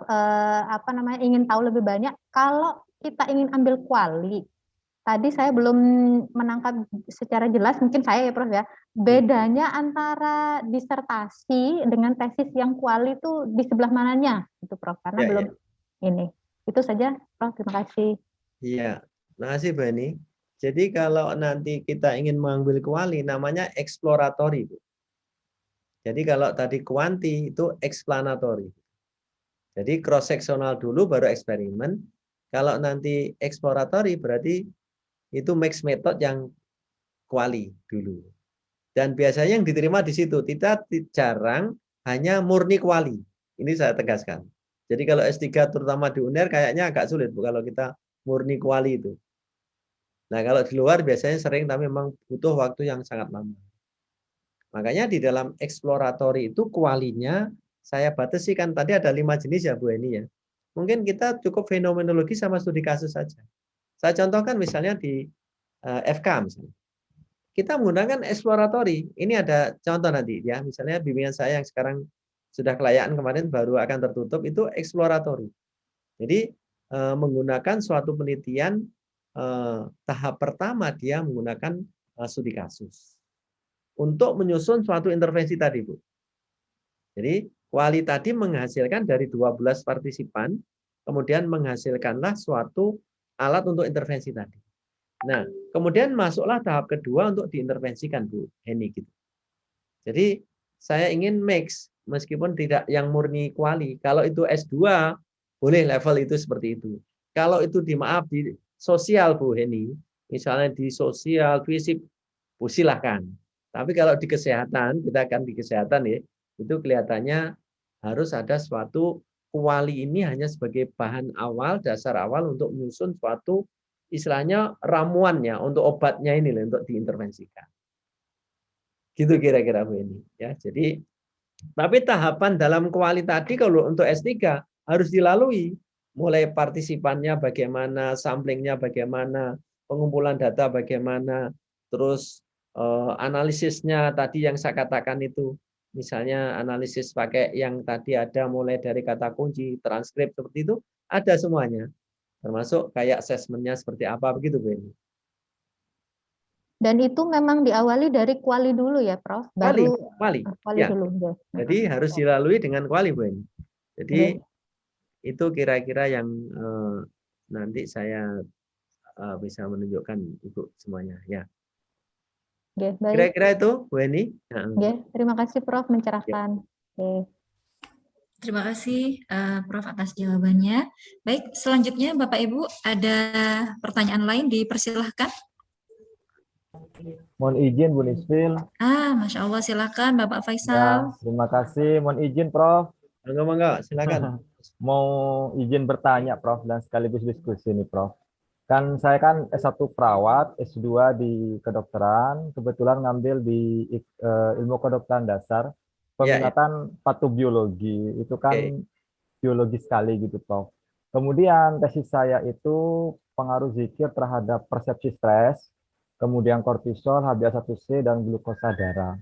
Yang ingin saya tanyakan adalah, pada saat nanti saya ke S3, seperti itu misalnya, kemudian kepakaran keilmuan itu sebenarnya gimana Prof? Karena hari ini saya itu di keperawatan ini sebagai pengampu di keperawatan jiwa. Sementara di basic keilmuan S2 saya itu di kedokteran yang biologis sekali gitu Prof. Nanti kira-kira sambungan agar ini menjadi linier dan pada akhirnya nanti itu misalnya di guru besar saya ada kepakaran, itu nanti arahnya kemana Prof? Mohon izin Prof. Baik, terima kasih Pak Faisal. Kita doakan semuanya teman-teman NHM ya. Pak Azin juga bergerak nyusul ya untuk Gubes ya. Jadi yang dinilai terakhir Pak Faisal, ya S3 Pak Azin. Jadi Pak Faisal kira-kira terakhir S3-nya itu apa? Itu ada di aturan. Jadi ya, Pak Faisal misalnya di S3 ilmu kedokteran dasar, saya menganggap patobiologi justru nggak masalah. Jadi nanti Pak Faisal tetap saya di jiwa. Nah, jiwa misalnya gitu. Nanti S3-nya apa kira-kira? Ya, kalau bisa jangan lepas dari teori keilmuan kejiwa itu. Sehingga nanti guru besarnya pada ilmu jiwa. Contoh misalnya Pak Faisal menggunakan suatu bagaimana apakah intervensi silahkan atau model suatu ekspresi daripada sel ya silakan. Bagaimana pada pasien-pasien kanker misalnya, kan banyak ini ya. Kemarin misalnya penelitian dari Bu Hani itu dia menggunakan suatu konseling atau apa untuk melihat bagaimana respon SP70 pada pasien dengan skizofrenia. Itu kan juga melalui patobiologi, Pak Faisal. Siap, siap. Jadi, tapi fokusnya pada penderita-penderita dengan gangguan jiwa begitu. Sehingga penilaian penilaian nanti guru besar itu biasanya pada akhir ini. Dan ditambah lagi Pak Faisal, jurnal-jurnal yang ditulis Bapak itu harus sesuai terkait tentang jiwa. Itu aja. Sehingga nanti rekam jejaknya dilacak dari situ. Siap. Berarti nggih Prof. Berarti nanti misal saya S3 di kedokteran begitu. Tidak ada Kemudian masalah. pada proses disertasi itu saya harus menunjukkan pada variabel yang ada jiwanya. Ya. Kemudian untuk yang biologi itu mengikuti gitu nggih Prof. Ya, jadi yang penting pokoknya kasus. Nanti kan ada keilmuan saya perawatan, kasus saya jiwa, kan gitu. Sudah, siap. di alurnya di situ Pak. Siap, terima kasih Prof. Nanti nggak akan ini ya, jadi akan lebih gampang. Bu Nis, sebelum ke sana, ini salah satu contoh Mbak Heni ya, Bu Heni ya. Ini judul yang baru saja ujian kekayaan di FK ini. Pengaruh perawatan MBC, Mind Body Counseling, terhadap strategi coping, gejala klinis, dan kesejahteraan janin pada ibu preeklamsi. Nah ini contoh kayak ini kan orang maternitas gitu loh. Kalau kebidanan kan juga seperti itu Bu Eni gitu ya. Coba kita lihat Bu Eni sekarang ini koreksi. Jadi nanti di bab 4 Bu Eni. Ya. Rancangan penelitian tahap pertama. Rancangan penelitian ini kita lihat di sini. Ini adalah dengan kuali. Ini belum dituliskan kemarin sudah. Jadi rancangan penelitian ini dengan kualitatif dengan 3 jenis. Ini adalah literatur, studi lapangan, ya, dengan pendekatan ini, fenomenologi. Ya, gitu ya. Konsultasi pakar. Jadi nanti modul itu harus dikonsultasikan pakar. Nah, seperti itu. Baru tahapan pertama tadi harus mulai partisipannya siapa, instrumennya seperti apa, analisisnya seperti apa, itu yang ada. Nah, baru tahap tadi sudah ya, barulah nanti masuk pada tahap kedua eksperimen. Gitu. Kalau kita melihat di hasil nanti tampilannya begini, Bu. Tahap pertama gambaran ini, nanti ini kuali nih, literatur review yang ditemukan apa. Terus hasil dari studi lapangan partisipannya siapa saja. Ini contoh yang tadi. Ada kategori, kata kunci, kategori, subtema, tema, dan seterusnya itu. Sehingga keluarlah ini kira-kira modul yang keluar nanti seperti ini. Ini tahap pertama. Ya. Jadi tahap pertama itu keluar tahapan dan jadi bayi bagaimana ini kan tampilannya seperti kuali kan ini seperti ini. Tahapan-tahapan ini. Nah, nanti untuk merekap akhirnya terakhir pada pertama nanti akan keluar namanya modul. Kalau Ibu nanti menggunakan pakai instrumen ya instrumen gitu. Nah, keluarlah modul ini. Nah, modul itu nanti setelah selesai, udah kan? Baru kita tahap kedua. Nah, tahap kedua ini intervensi yang digunakan itu adalah dari modul tadi. Baru kita menulis data-data di pemberian misalnya aromaterapi, bagaimana ini dan sering itu seperti ini. Itu ya. Jadi itu yang mungkin tambahan saya tadi pertanyaan dari Bu Heni, itu salah satu tahapan. Kalau di FK sekarang teman-teman di keperawatan daripada kita melihat suatu mekanisme itu yang agak bulat gitu ya. Teman-teman keperawatan kebidanan lebih baik pada eksperimen tapi yang melalui tahapan dengan menyusun itu dulu baru dieksperimenkan. Jadi tidak hanya berdasarkan literatur review gitu. Gitu ya Bu Eni ya, tambahan saya. Saya kembalikan Bu Nisbi. Terima kasih. Oke. Baik, terima kasih banyak Prof. Selanjutnya teman-teman mungkin pertanyaan terakhir barangkali ada yang masih mau bertanya, dipersilahkan. Silahkan teman-teman. Baik. Dari kebidanan mungkin. Dari prodi lain barangkali kebidanan. Atau fisioterapi, monggo silahkan. Analis juga, monggo Bu Devi. Analis, monggo. Bu Devi Dipersilakan Bapak Ibu. Ada Bu Devi ya. Baik, sepertinya atau Pak Agus ini tidak ada. yang terbaik ini. Baik, silakan Bapak Ibu. Sudah sangat jelas, G. Sepertinya sudah siap nyusun proposal semua nih, Prof. Tinggal nanti Pak Hasin yang akan menentukan siapa yang akan berangkat begitu ya. Dapat grant semuanya Pak Jun ya. Dapat. Amin, Prof. Amin, ya Rabbal Prof. Alamin. Amin, Prof. Sekarang kan kita daring aja Kak sambil nyambi. Oke, siap Prof. Baik, Bapak Ibu sekalian, jika tidak ada pertanyaan, mungkin demikian sesi diskusi kita pada siang hari ini.